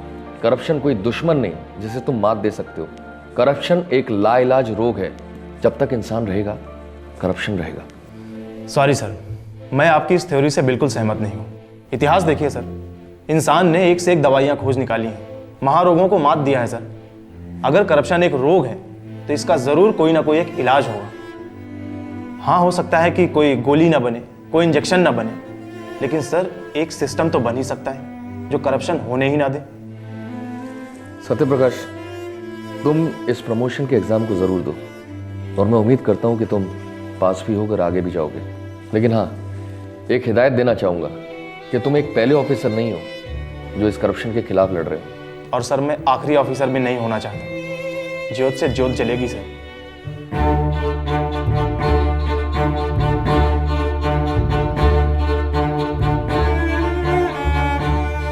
सत्य प्रकाश ने प्रमोशन का रिटन एग्जाम और डिपार्टमेंटल इंटरव्यू दोनों अव्वल नंबरों से पास किए।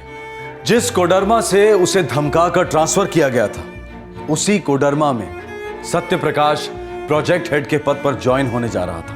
हमें ये बताने में खुशी हो रही है कि प्रमोशन के बाद अब mister Satya Prakash Choubey general manager के पद पर हैं। 1 दिसंबर 2003 से वे कोडरमा हेड डिवीजन के प्रोजेक्ट डायरेक्टर का भार संभालेंगे।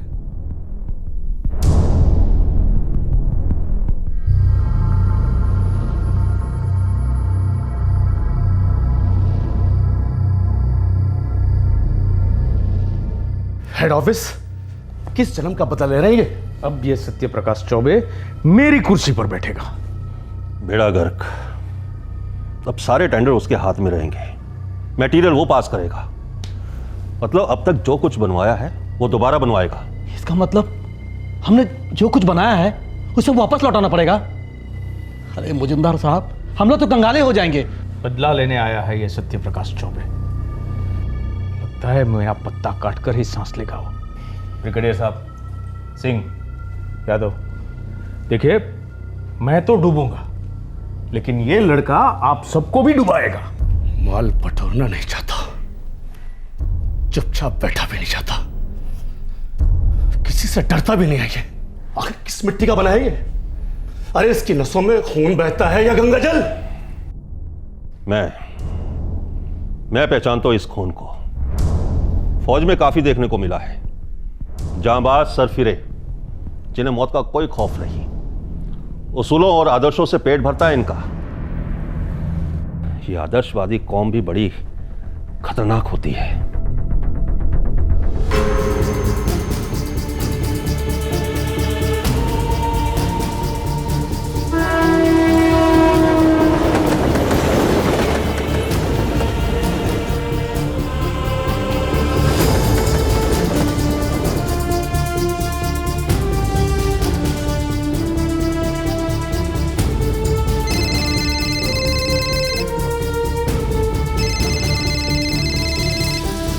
बोल रहा हूँ।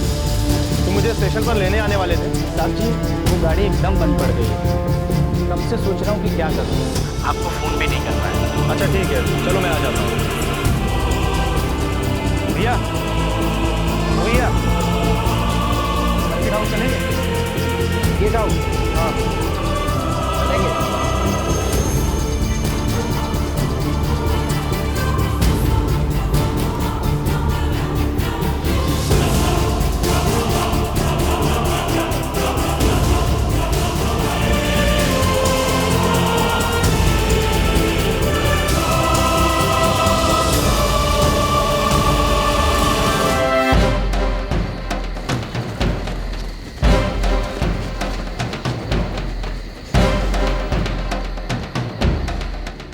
पौने 4 हो गए, सत्या अभी तक नहीं आया। बेटा बबली, मधु, बेटा उठो बेटा। बबली, बाबूजी, अम्मा, क्या हुआ? सब ठीक तो है ना? बेटा तेरे सत्या भैया ने कहा था रात को ही वाराणसी से लौटेगा। उसके ट्रेन का टिकट भी बुक था। चलिए चल के देखते हैं।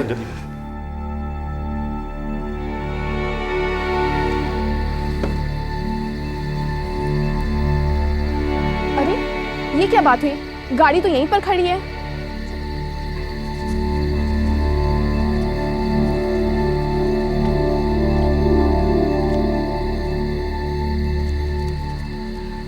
और ड्राइवर भी कहीं नहीं है। बाबूजी, भैया अगर आने वाले होते तो ड्राइवर को स्टेशन पर जरूर बुलवाते। आप फिक्र मत करो, मैं अभी गुरुनाथ को स्टेशन भेजती हूँ।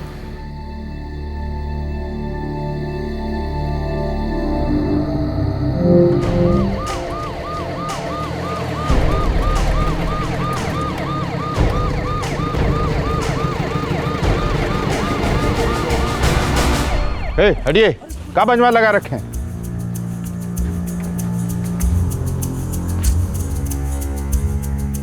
कौन है ये सत्य प्रकाश चौबे जी, इंजीनियर साहब। मैं इनके घर काम करता हूँ, हमारे साहब थे। 4 गोलियां दागी गई हैं। देशी तमंचे का इस्तेमाल हुआ है। सरकारी आदमी था रोड डिपार्टमेंट में। सर, इसकी फैमिली को भी इन्फॉर्म कर दिया है मैंने।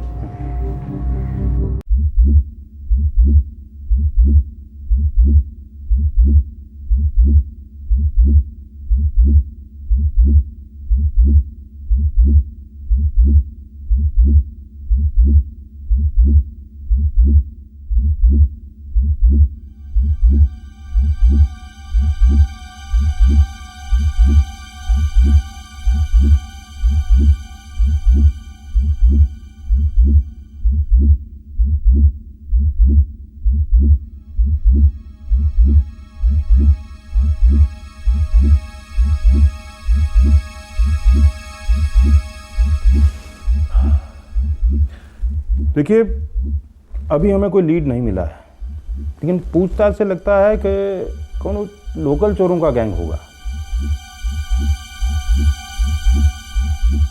क्या बता सकते हैं कि क्या क्या था उनके पास जो गैंग चुरा ले गया?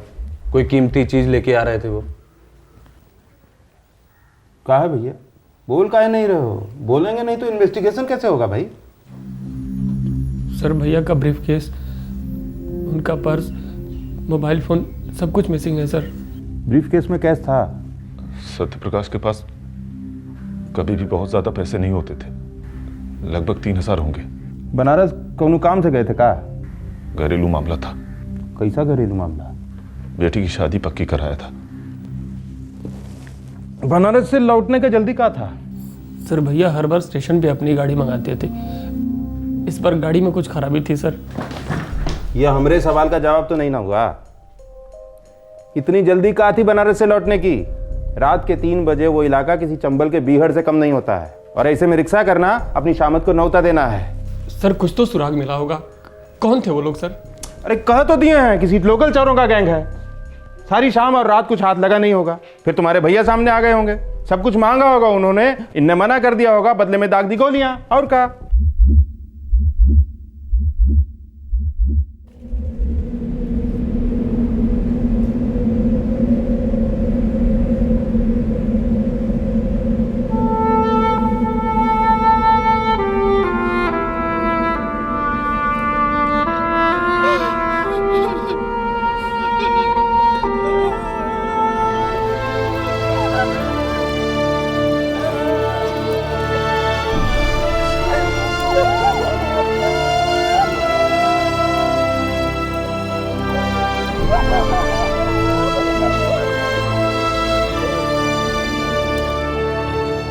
सत्य प्रकाश का अंतिम संस्कार गांव के उसी मैदान में किया गया जहां वो बचपन में फुटबॉल खेला करता था। सत्य प्रकाश एक असाधारण लड़का था। उसके उसूल उसकी रोजमर्रा की जिंदगी से बहुत ऊंचे थे। अपनी छोटी सी जिंदगी उसने सिर्फ देश के लिए जी। उसकी मौत को एक आम जुर्म बताया जा रहा था। तहकीकात चोरों के लोकल गिरोह की तरफ इशारा कर रही थी, लेकिन क्या यह हकीकत थी? भैया प्रमोशन के बाद दोबारा कोडरमा प्रोजेक्ट ज्वाइन करने वाले थे 1 दिसंबर से, वो भी प्रोजेक्ट डायरेक्टर की पोस्ट पर। कोडरमा ये वही जगह है जहाँ से उसने करप्शन के खिलाफ दिल्ली को लेटर्स भेजे थे, इसीलिए तो उनका गया ट्रांसफर कर दिया गया था। अच्छा, मतलब कोडरमा वाले उसके लौटने की खबर सुनते ही कांप गए होंगे, और वो भी प्रोजेक्ट डायरेक्टर की पोस्ट पर लौट रहा था हमारा सत्या। खटिया खड़ी कर देता सबकी। हमें आवाज़ उठानी चाहिए, लड़ना चाहिए। आखिर सत्या की जिंदगी के बहुत मायने थे। और ये मर्डर एक साजिश है, कोई आम जुर्म नहीं। कई लोग शामिल होंगे। आफ्टर ऑल करप्शन के झंडे तले सारा सिस्टम एक हो जाता है। ये लड़ाई लंबी चलेगी।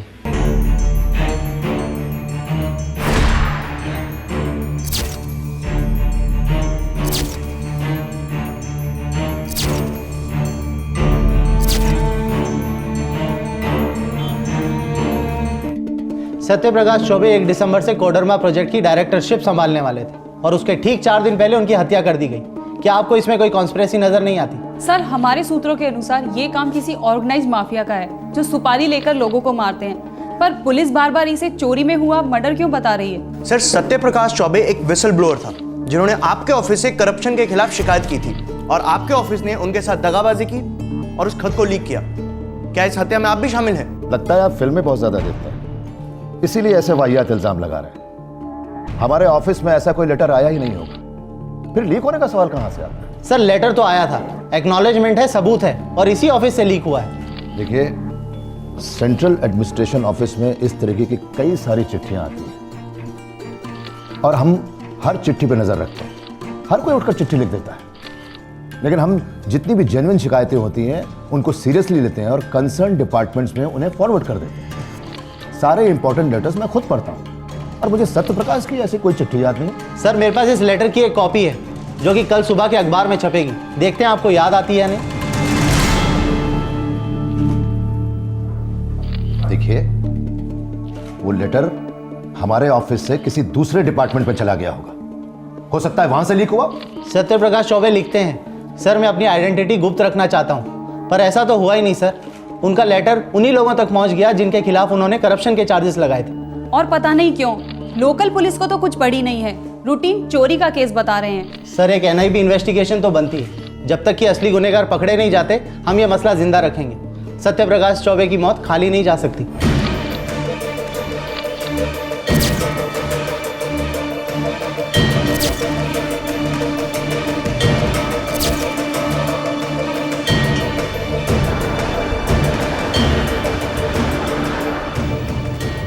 सर, लोकल पुलिस ने अभी तक कोई प्रोग्रेस नहीं की।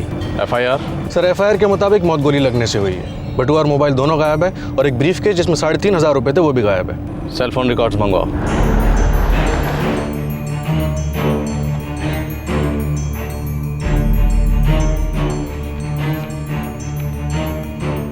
आखिरी कॉल सत्य प्रकाश चौबे ने गया के इस नंबर पर की। हेलो ड्राइवर संतोष। हाँ बोल रहा हूँ, आप कौन बोल रहे हैं? और उससे ठीक 3 घंटे पहले एक और कॉल की, वो गया के इस नंबर पर। हेलो। हाँ मिश्रा जी, मैं सत्य प्रकाश बोल रहा हूँ। हाँ हाँ सत्य प्रकाश सर, आप पहुंच गए क्या? आखिरी कॉल जो उसने रिसीव की वो दिल्ली का नंबर है। हाँ सीमा, सुनो, बबली की शादी पक्की हो गई है। हाँ सत्या, लेकिन तुम कोडरमा की पोस्टिंग के बारे में दोबारा नहीं सोचोगे? विनोद, इन तीनों नंबर्स को ट्रैक करो, मुझे इन तीनों से बात करनी है। Sir, thank you.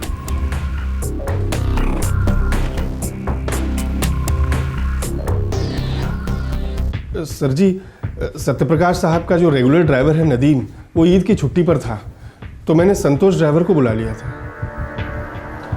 नदीम सुबह सत्यप्रकाश को सर्किट हाउस से गया रेलवे स्टेशन छोड़ने गया। जी, उसके बाद वो छुट्टी पर चला गया। और संतोष ने सत्यप्रकाश को बताया कि गाड़ी खराब है, वो उसे लेने नहीं आ सकता।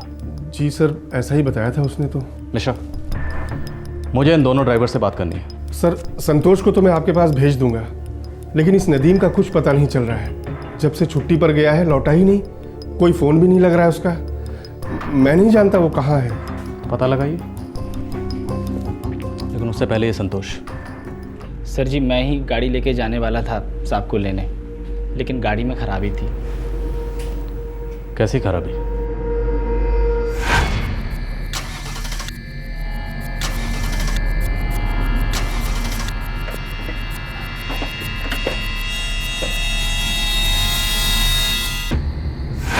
सर जी, फ्यूज वायर टूटे हुए थे। टूटे हुए थे या काटे गए थे? वो टूटे काटे थे साहब, पर किसने किया, क्यों किया, मुझे नहीं मालूम साहब।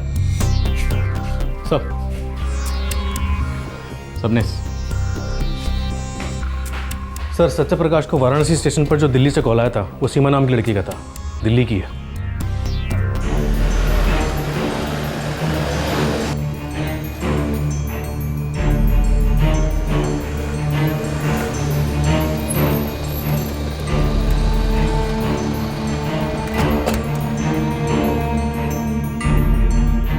सर, ये गाड़ी वाला मामला पक्का सबोटाज लगता है। सुबह जब नदीम सत्यप्रकाश को ले गया था तब गाड़ी ठीक थी, अचानक रात को फ्यूज वायर कटे हुए थे। ये क्या बात हुई? ये सीमा कौन है? सर वो भैया की फ्रेंड है दिल्ली से। क्या सीमा जानती थी कि सत्यप्रकाश वाराणसी से गया पहुंचने वाला रात के 3 बजे? क्या वो ये भी जानती थी कि 4 दिन बाद वो कोडरमा जाने वाला? सर हो सकता है भैया ने उनको बताया होगा, वो उनकी अच्छी फ्रेंड है। विनोद सर, गया रेलवे स्टेशन जाओ और वहाँ के पब्लिक ट्रांसपोर्ट सिस्टम की डिटेल रिपोर्ट बनाओ। जब संतोष ने सत्यप्रकाश को बताया होगा कि गाड़ी ख़राब है, वो उसे लेने नहीं आ सकता, तो जाहिर सी बात है कि सत्यप्रकाश ने गया रेलवे स्टेशन से कोई पब्लिक बस, टैक्सी या रिक्शा लेने की सोची होगी या कोशिश की होगी। Right sir. ठीक है, हम आपसे बाद में मिलेंगे।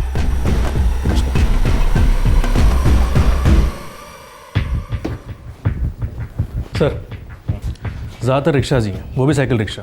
सबसे पूछताछ की, लेकिन सबका कहना यही है कि उनको भी सुबह ही पता चला जब उन्होंने बॉडी देखी। हम कोडरमा के लिए रवाना हो रहे हैं। सत्यप्रकाश के मोबाइल की ट्रैकिंग जारी रखो। जैसे ही स्विच डाउन होगा हमारी इन्वेस्टिगेशन ऑन हो जाएगी। सर वो दिल्ली की लड़की सीमा वो परसों आ रही है। गुड, तब तक हम वापस आ जाएंगे। कोडरमा जहाँ से सत्यप्रकाश को ट्रांसफ़र किया गया था, जहाँ वो दोबारा पोस्टिंग के लिए जा रहा था। Right sir.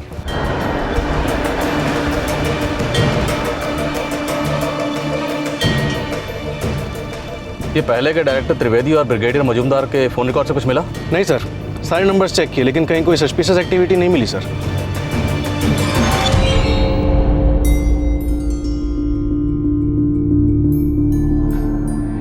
अब हर किसी को हम पर ही शक होगा। हम हर कोई नहीं है मिस्टर त्रिवेदी, NIB है, नेशनल इन्वेस्टिगेशन ब्यूरो। हाँ है, शक है आप पर कि आपने सत्यप्रकाश चौबे की सुपारी दी और इस कदर दी ताकि आपका नाम कभी सामने ना आए। देखिए राठौर साहब, आप हम पर इसलिए शक कर रहे हैं क्योंकि सत्यप्रकाश को यहां से ट्रांसफर किया गया था, लेकिन मैं आपको एक बात बता दूं, सत्यप्रकाश की ट्रांसफर में मेरा कोई हाथ नहीं था। पर आपकी सस्पेंशन में तो उसका बहुत बड़ा हाथ था। उसने खुद अपने हाथों से चिट्ठी लिखी थी और दिल्ली भेजी थी। आप सबका पर्दाफाश किया था, और आपका भी, ब्रिगेडियर साहब, और आपके सारे कॉन्ट्रैक्टर्स का भी। देखिए राठौर साहब, सत्यप्रकाश ने देश के सबसे ऊंचे ऑफिस को चिट्ठी लिखी थी, उसके बाद तो हम उसे टच भी नहीं कर सकते थे। मरवाने का तो कोई सवाल ही नहीं पैदा होता। सवाल तो सारे मर गए। वो सारे सवाल जो सत्यप्रकाश चौबे ने उठाए थे, जिनके जवाबों के लिए वो लड़ रहा था, उस आदमी को मौत का खौफ नहीं था मिस्टर त्रिवेदी। अगर वो यहां दोबारा पोस्टिंग पे आता तो तुमसे 1000 सवाल पूछता, वो सारे सवालों पर पहुंचते। उसे चुप करवाने का तुम्हारे पास सिर्फ एक तरीका था, वही तुमने किया। नहीं किया ऑफिसर, नहीं किया।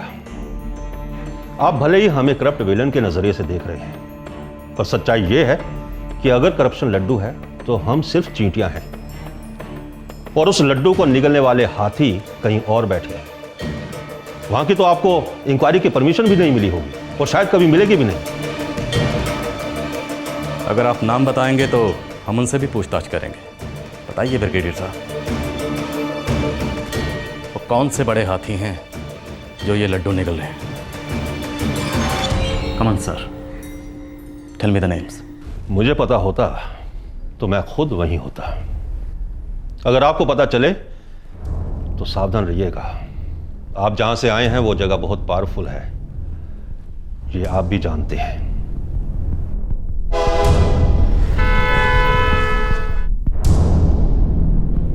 जी सर, सत्यप्रकाश ने एक बार नहीं कई बार मुझे बताया था कि वहाँ के लोकल कॉन्ट्रैक्टर्स उसे जान की धमकी देते हैं। उस रात जब आपकी सत्यप्रकाश से फ़ोन पर बात हुई, उस वक्त उसने किसी धमकी का जिक्र किया था आपसे? नहीं सर, उस रात सत्यप्रकाश ने किसी खास वाक़ियत का कोई जिक्र नहीं किया था, लेकिन फिर भी मैं सत्यप्रकाश को लेकर बहुत चिंता में थी। क्यों थी आपको चिंता? क्योंकि इस बार सत्यप्रकाश कोडरमा में प्रोजेक्ट डायरेक्टर की हैसियत से जा रहा था, और वहाँ के पहले वाले प्रोजेक्ट डायरेक्टर मिस्टर त्रिवेदी और वो एक्सटर्नल सुपरवाइज़र मिस्टर मजूमदार, वो दोनों ही सत्यप्रकाश से खुश नहीं थे। आप उस लेटर के बारे में तो जानते ही होंगे जो सत्यप्रकाश ने दिल्ली लिखा था। उसी लेटर को लेकर वो दोनों सत्यप्रकाश से बहुत नाराज थे। थैंक यू सीमा जी, अगर ज़रूरत पड़ी तो फिर आपसे बात होगी। साहब आज सच्ची कह रहे हैं साहब, क्या हुआ साहब? साहब मोबाइल मिल गया। सर हम मानते हैं हम मोबाइल चुराए हैं सर, लेकिन ये खून से हमारा कोई लेना देना नहीं है सर। सर हम कसम खाते हैं अपने 20 बच्चों की। सर काहे मरवा रहा है मासूमों को? एक झूठी कसमें मत खा। हमारा काम है तुझे बड़ा साहब तक लेके जाना। उनका डंडा जब पड़ता है तो गूंगा लोग भी गाता है। चल। अरे साहब हम कह रहे हैं साहब, हम साहब मोबाइल चुराए हैं जरूर, लेकिन साहब हम सच्ची कह रहे हैं, हमको नहीं मालूम कुछ इसके बारे में। साहब आप समझिए साहब। साहब मैंने मोबाइल जरूर चुराया था साहब, वो अपनी बीवी से कलकत्ता में बात करनी थी साहब। फ़ोन करने के लिए मोबाइल ऑन किया, बस साहब लोग टूट पड़े मुझ पर। सिर्फ एक बार सीधे तरीके से पूछ रहा हूँ, तू मर्डर में शामिल था? साहब बच्चों की कसम नहीं। फिर किसने मारा उसे?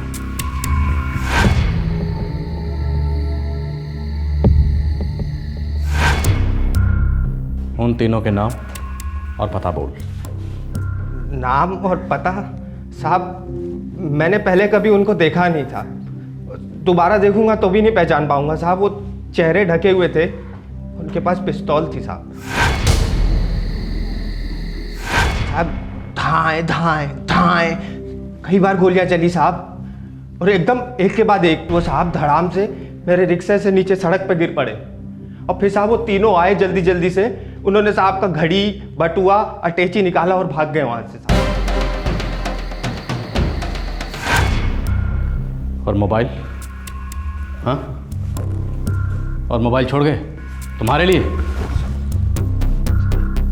पता नहीं साहब, भूल गए होंगे साहब। मैं सच कह रहा हूँ, मैंने कुछ नहीं किया इसमें साहब। मैंने आज तक कभी चोरी भी नहीं करी, वो मोबाइल का लालच आ गया था साहब, वही वो कर रहा साहब। मुझे माफ कर दो साहब, मैं कभी रोना बंद, माफ कर दी। रोना बंद। जब तक मैं ना कहूँ गया वापस नहीं जाओगे, यहीं रहोगे दिल्ली में, समझे? जी साहब।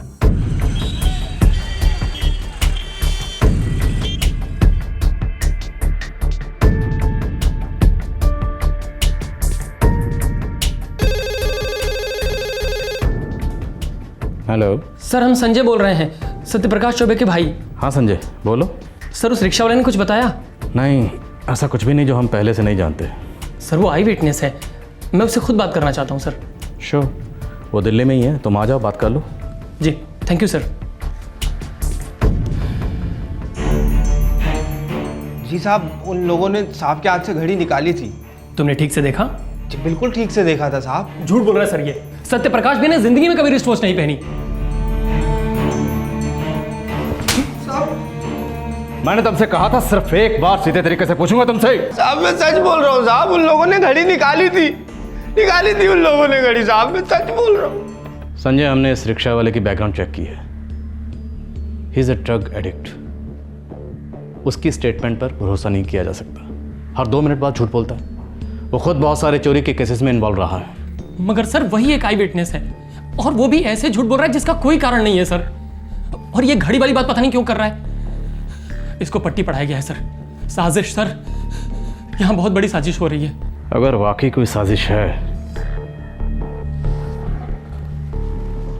तो हम उस साजिश की तह तक जाएंगे, लेकिन इस वक्त हमें कोई साजिश नजर नहीं आ रही है। सॉरी। 2 दिन बाद मनोज दिल्ली से गायब हो गया। गया स्टेशन का ये साइकिल रिक्शा चलाने वाला सत्यप्रकाश चौबे की हत्या का एकमात्र चश्मदीद गवाह था। सत्यप्रकाश का रेगुलर ड्राइवर नदीम भी सत्यप्रकाश के कत्ल के बाद गायब हो गया था।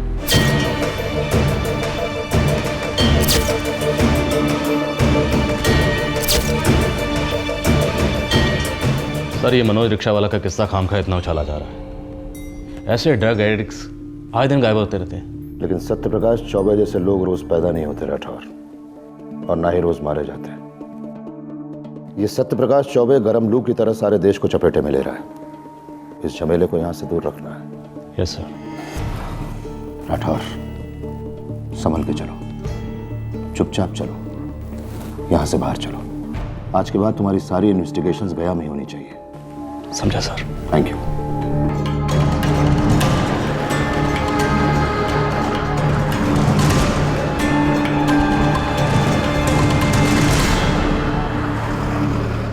राठौर सर, हम तो कहते हैं कि एक बार हम अपने खबरियों के नेटवर्क को ऑन कर देंगे, कोई ना कोई सुराग जरूर मिलेगा सर। इनाम का ऐलान कर दो। मुझे सुराग चाहिए, जल्दी चाहिए और अब भी चाहिए। जी सर, ये इनाम का आइडिया अच्छा है सर। स्वरूप, आई वांट रिजल्ट। साहब हमें ज़्यादा कुछ मालूम नहीं है साहब। जो कुछ भी मालूम है ना वो बोल देना। साहब क्या बोलेंगे साहब, जाने दो ना साहब। जाने दो ना। चलो गाड़ी में।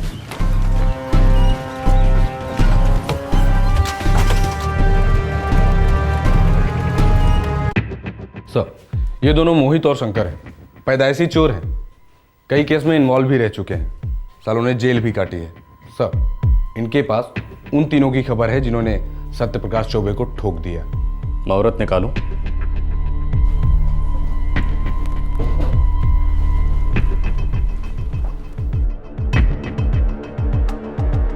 मुहूर्त निकालूं या अपने आप शुरू हो जाओगे?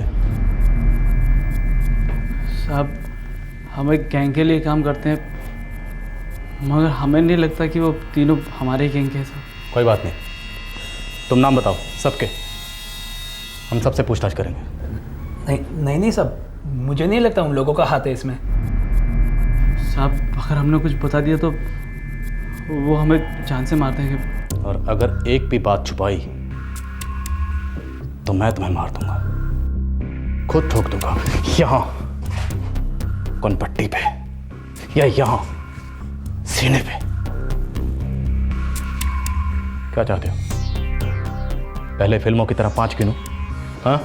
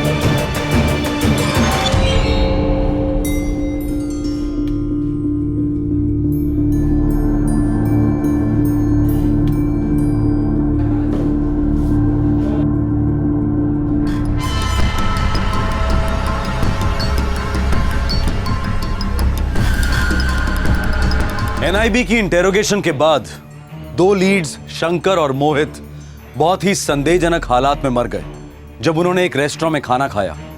कुछ लोगों ने कहा सुसाइड और कुछ ने कहा मर्डर। इन 2 पेशेवर चोरों के रिश्तेदारों ने एनआईबी के खिलाफ धरना दिया, उन पर कस्टोडियल डेथ का आरोप लगाया, जिसका एनआईबी ने पूरी तरह से खंडन किया।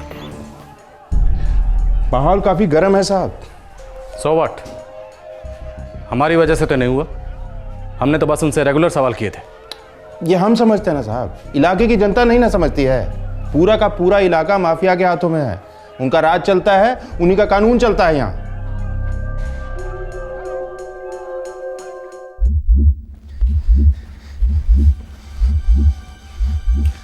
सर अब आप लोग यही कह रहे हैं कि मेरे भाई की हत्या लोकल गैंग के चोरों ने की है?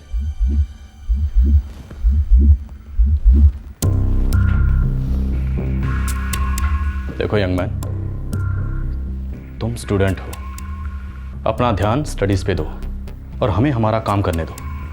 ये बच्चों की तरह बार बार आकर हम पर उंगलियां मत उठाओ। सर ये बात आप भी जानते हैं, ट्रिगर दबाने वाली वो महज 3 उंगलियां थी, असली कातिल कोई और है। कौन है? कौन है असली कातिल? त्रिवेदी है, ब्रिगेडियर मजूमदार है, यादव है, हरमेश सिंह है, या कोई छोटा मोटा कॉन्ट्रैक्टर? कौन है असली कातिल? शक शक होता है, सबूत सबूत, और इस वक्त हमारे पास सबूत नहीं है। वो लेटर सर जो मेरे भैया ने लिखा था। हाँ, लिखा था तुम्हारे भाई ने वो letter, the famous letter you are talking about. देखो यार, तुम्हारे भाई साहब लाखों में एक थे, बहुत उम्दा काम कर रहे थे। हम सबको उनकी मौत का दुख है, लेकिन हम जबरदस्ती ये साबित नहीं कर सकते कि उनकी मौत उस लेटर से जुड़ी हुई है या करप्शन के खिलाफ जो लड़ाई लड़ रहे थे उससे जुड़ी हुई है। समझ रहे हो तुम?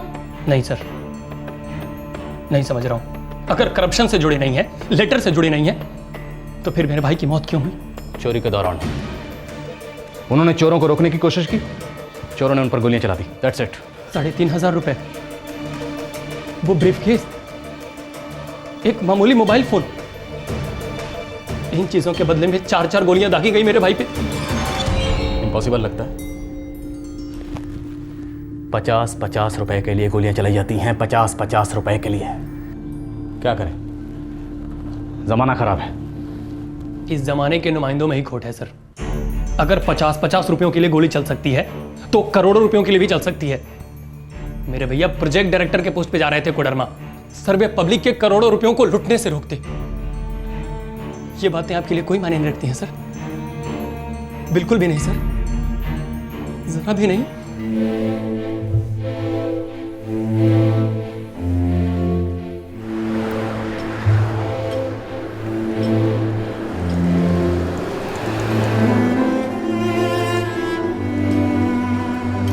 सीधे रास्ते पर बहुत कांटे हैं, बहुत चुभेंगे, खून भी बहेगा, लेकिन रुकना मना है, मुड़ना मना है।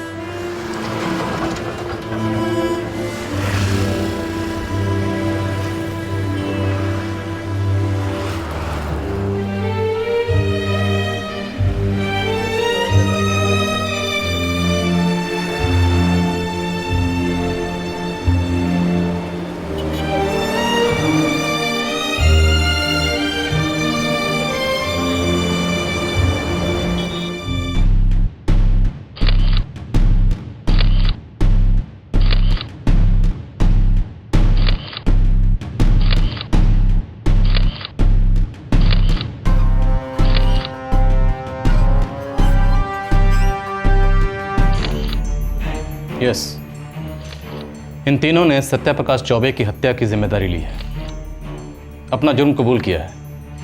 इनके नाम हैं बिल्ला, सुल्तान और गोपी। इन्होंने सरेंडर किया है या आपने इन्हें पकड़ा है मिस्टर राठौड़? पकड़ा। मिस्टर राठौड़ एक ही चश्मदीद गवाह था, रिक्शा चालक मनोज, और वो तो अनट्रेसेबल है। फिर इनकी शिनाख्त कैसे हुई? इन तीनों ने खुद अपना जुर्म कबूल किया है। इनके पास से सत्यप्रकाश की सारी चीज़ें मिली हैं, उनका बटुआ, उनका ब्रीफकेस और ब्रीफकेस के सारे डॉक्यूमेंट्स, और वो पिस्तौल भी बरामद हुई है जिससे सत्यप्रकाश चौबे की हत्या की गई थी। और इनका बयान मनोज के बयान से बिल्कुल मैच करता है। सर, कोडरमा के IHA ऑफिशियल्स या लोकल माफिया का कोई इन्वॉल्वमेंट? हम उनके खिलाफ रिट पिटीशन दायर करेंगे, करप्शन और मलफंक्शन की। सत्यप्रकाश चौबे की हत्या में उनकी कोई इन्वॉल्वमेंट साबित नहीं हुई है। मतलब आप भी यही कह रहे हैं जो गया पुलिस कहती आई है? ये एक चोरी का केस है जिसमें एक्सीडेंटली डेथ हो गई है? जी, यस। सबसे पहले मैं NIB को कॉन्ग्रेचुलेट करता हूं कि उन्होंने सत्यप्रकाश चौबे के हत्यारों को पकड़ लिया है। अब सबसे जरूरी बात, मैं इस बात को रिकॉर्ड पर डालना चाहता हूं कि सत्यप्रकाश चौबे ने जो लेटर भेजा था वो इस ऑफिस से कभी लीक ही नहीं हुआ। सुपर हाईवे प्रोजेक्ट में बहुत सारे करप्शन के केसेस सामने आए हैं और हम इन केसेस पर सख्त से सख्त कदम उठाने की कोशिश कर रहे हैं, लेकिन सत्यप्रकाश की मौत उसके लिखे हुए लेटर से संबंधित थी ही नहीं। It's a clear case of robbery. Sir, whistle blower act का घोर उल्लंघन हुआ है, क्या आपको ऐसा नहीं लगता? देखिए, हम विसल ब्लोअर एक्ट को और मजबूत बनाने की फिराक में हैं और इस मामले में कोर्ट में बहुत सारे PILs दर्ज हैं। बस इस बारे में मैं और ज्यादा बात नहीं कर सकता क्योंकि द मैटर इज सब जुडिस। Thank you. इस अदालत को अब कोई शक नहीं है कि तीनों आरोपियों ने IHA के प्रोजेक्ट डायरेक्टर सत्यप्रकाश चौबे को लूटा और उस दौरान उन पर गोलियां चलाईं, जिसके चलते मिस्टर चौबे की मौत हो गई। लिहाजा ये अदालत आरोपी बिल्ला, सुल्तान और गोपी को उम्र कैद की सजा सुनाती है। उन तीनों को सजा देने की क्या जरूरत थी? हमें तो मालूम भी नहीं है कि हमारे भैया के हत्यारे वही 3 थे। क्या आप इस लड़ाई को आगे ले जाएंगे? कैसी लड़ाई? किसके खिलाफ लड़े हम? हम तो बोल बोल के थक गए हैं कि अगर वो 3 सिर्फ चोरी करने आए थे तो मेरे भैया उन्हें चुपचाप सामान दे देते, वो उनसे लड़ते नहीं। पैसे मेरे भैया के लिए कोई मायने नहीं रखते थे। वो तो जिंदा रहना चाहते थे ताकि अच्छा काम कर सकें। बाबूलाल जी, आप कुछ कहना चाहेंगे? जब किसी नेता या किसी बड़ी हस्ती को जान की धमकी दी जाती है तो उन्हें पुलिस की सुरक्षा दी जाती है। क्यों? क्योंकि वे देश के सेवक हैं। मेरा लड़का क्या था? मैं पूछता हूं, मेरा लड़का क्या था?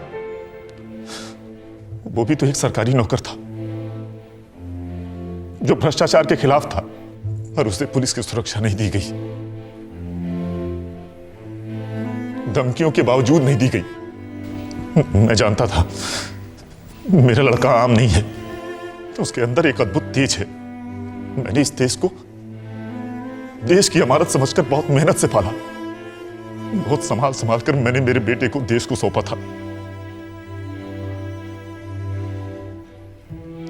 उसके प्राणों की रक्षा होनी ही चाहिए थी। वो बहुत काम का था, देश के लिए बहुत कीमती था। मैं हाथ जोड़ता हूं सरकार के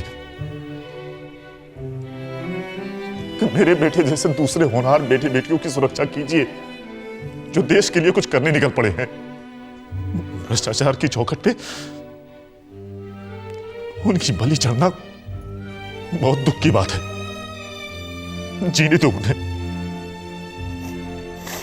जीने दो। सर, नया केस।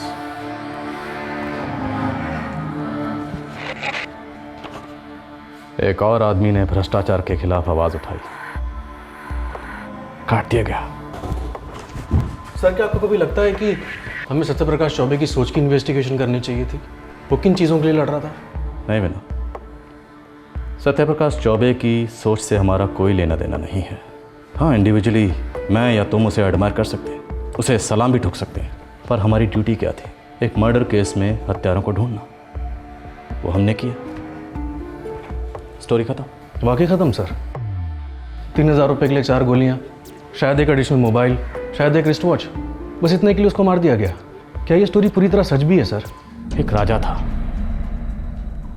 बहुत कमीना और जालिम राजा। वो अपने दरबारियों को और प्रजा को बहुत डरा धमका के रखता था। एक बार उस राजा ने अपने दर्जी से कहा कि मुझे ऐसे कपड़े सीकर दो जो किसी के पास ना हो, और साथ ही ये भी कहा कि अगर मुझे पता चला कि ऐसे कपड़े किसी और के पास हैं तो तुम्हारा गला काट दूंगा। दर्जी बहुत डर गया। वो घर आकर रात भर बहुत परेशान रहा कि आखिर करे तो क्या करे, और सुबह उसने राजा के लिए एक सूट तैयार किया। हवा का सूट। हवा का सूट? हवा का सूट। वो हवा का सूट उसने राजा के नंगे बदन पर चढ़ाया। राजा बहुत खुश हुआ। सारे दरबारियों ने भी बहुत वाह-वाह की। हवा का सूट पहने नंगा राजा अपनी प्रजा के बीच गया, उनकी राय जानने। प्रजा में भी सबने बहुत वाह-वाह की। किसी की ये कहने की हिम्मत नहीं हुई कि राजा साहब, आप अपना तमाशा बना रहे हैं। दिन भर नंगा राजा अपनी नगरी में घूमता रहा। एंडिंग तो बोलिए सर। फिर एक बिंदास बच्चा आगे आया और जोर जोर से हंसकर बोला, ये राजा तो नंगा है। विनोद, मुझे इस कहानी का अंत तो नहीं पता, पर इतना पता है कि वो बिंदास बच्चा जिंदा नहीं बचा होगा। अब सवाल यह है कि सत्यप्रकाश चौबे आखिर कब तक जिंदा रहता। उस राजा को उसका नंगापन दिखा रहा था, उसे तो मरना ही था। सत्यप्रकाश चौबे जैसे लोगों को याद करना सेहत के लिए अच्छा नहीं होता। चलो इस केस को निपटा लेते हैं। कहीं ऐसा ना हो इसे निपटाने में भी 9 साल लग जाएं। 9 साल बहुत लंबे होते हैं। ना मुझको याद रखना, ना मेरा काम याद रखना।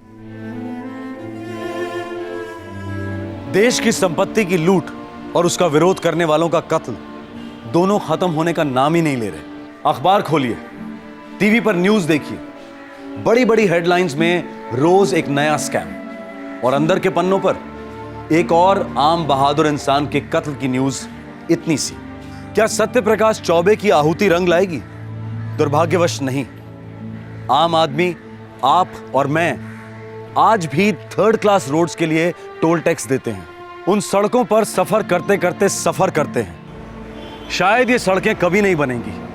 शायद किसी भी स्कैम का आरोपी कभी भी उम्र कैद की सजा नहीं काटेगा। शायद विदेशी बैंकों में छुपा काला धन कभी नहीं लौटेगा। लेकिन हमारा इरादा निराशा फैलाना कतई नहीं है। पर यह सब कुछ क्या अपने आप ठीक हो जाएगा? बिल्कुल नहीं। हमें इसके खिलाफ आवाज उठानी होगी। आज क्राइम पेट्रोल दस्तक ने अपने 100 एपिसोड पूरे कर लिए हैं और इसीलिए आज के एपिसोड में हमने आपके सामने एक ऐसी कहानी पेश की है जो सत्येंद्र दुबे नामक एक सच्चे और ईमानदार आदमी की जिंदगी पर आधारित है। हमने ये केस इसलिए चुना क्योंकि हमें पूरा विश्वास है कि सत्य प्रकाश चौबे की जीवनी एक केस स्टडी है, उन मूल्यों की, उस आचरण की जो आज की हमारी युवा पीढ़ी और हमारी आने वाली नस्लों के लिए बेहद जरूरी है। ये एक जोरदार दस्तक है राजा और प्रजा दोनों के लिए कि भाई अब तो जागो, करप्शन लाइलाज रोग नहीं है। हमारा आज का क्राइम पेट्रोल दस्तक का ये 100वां एपिसोड हम भारत माता के उन तमाम बेटों और बेटियों के नाम अर्पित करते हैं जो करप्शन के खिलाफ लड़ाई में कुर्बान हुए। हम ये चाहते हैं कि भ्रष्टाचार को मात देने चले इन जांबाजों की कहानियां सिर्फ अखबारों और इंटरनेट पर ही ना हो, बल्कि बच्चों की टेक्स्ट बुक्स में भी हो। हमारी ये जिम्मेदारी बनती है कि हम देश के भविष्य को करप्शन के दीमक से वाकिफ करवाएं, जो हमें एक मजबूत और सही मायने में प्रगतिशील मुल्क बनने से रोकता है। आपसे फिर मुलाकात होगी क्राइम पेट्रोल दस्तक के एक और करारे एपिसोड में। तब तक अपना ख्याल रखें, सुरक्षित रहें। जय हिंद। क्राइम पेट्रोल के और भी दिलचस्प कहानी देखने के लिए हमारे चैनल को सब्सक्राइब करें और बेल आइकॉन दबाना न भूलें।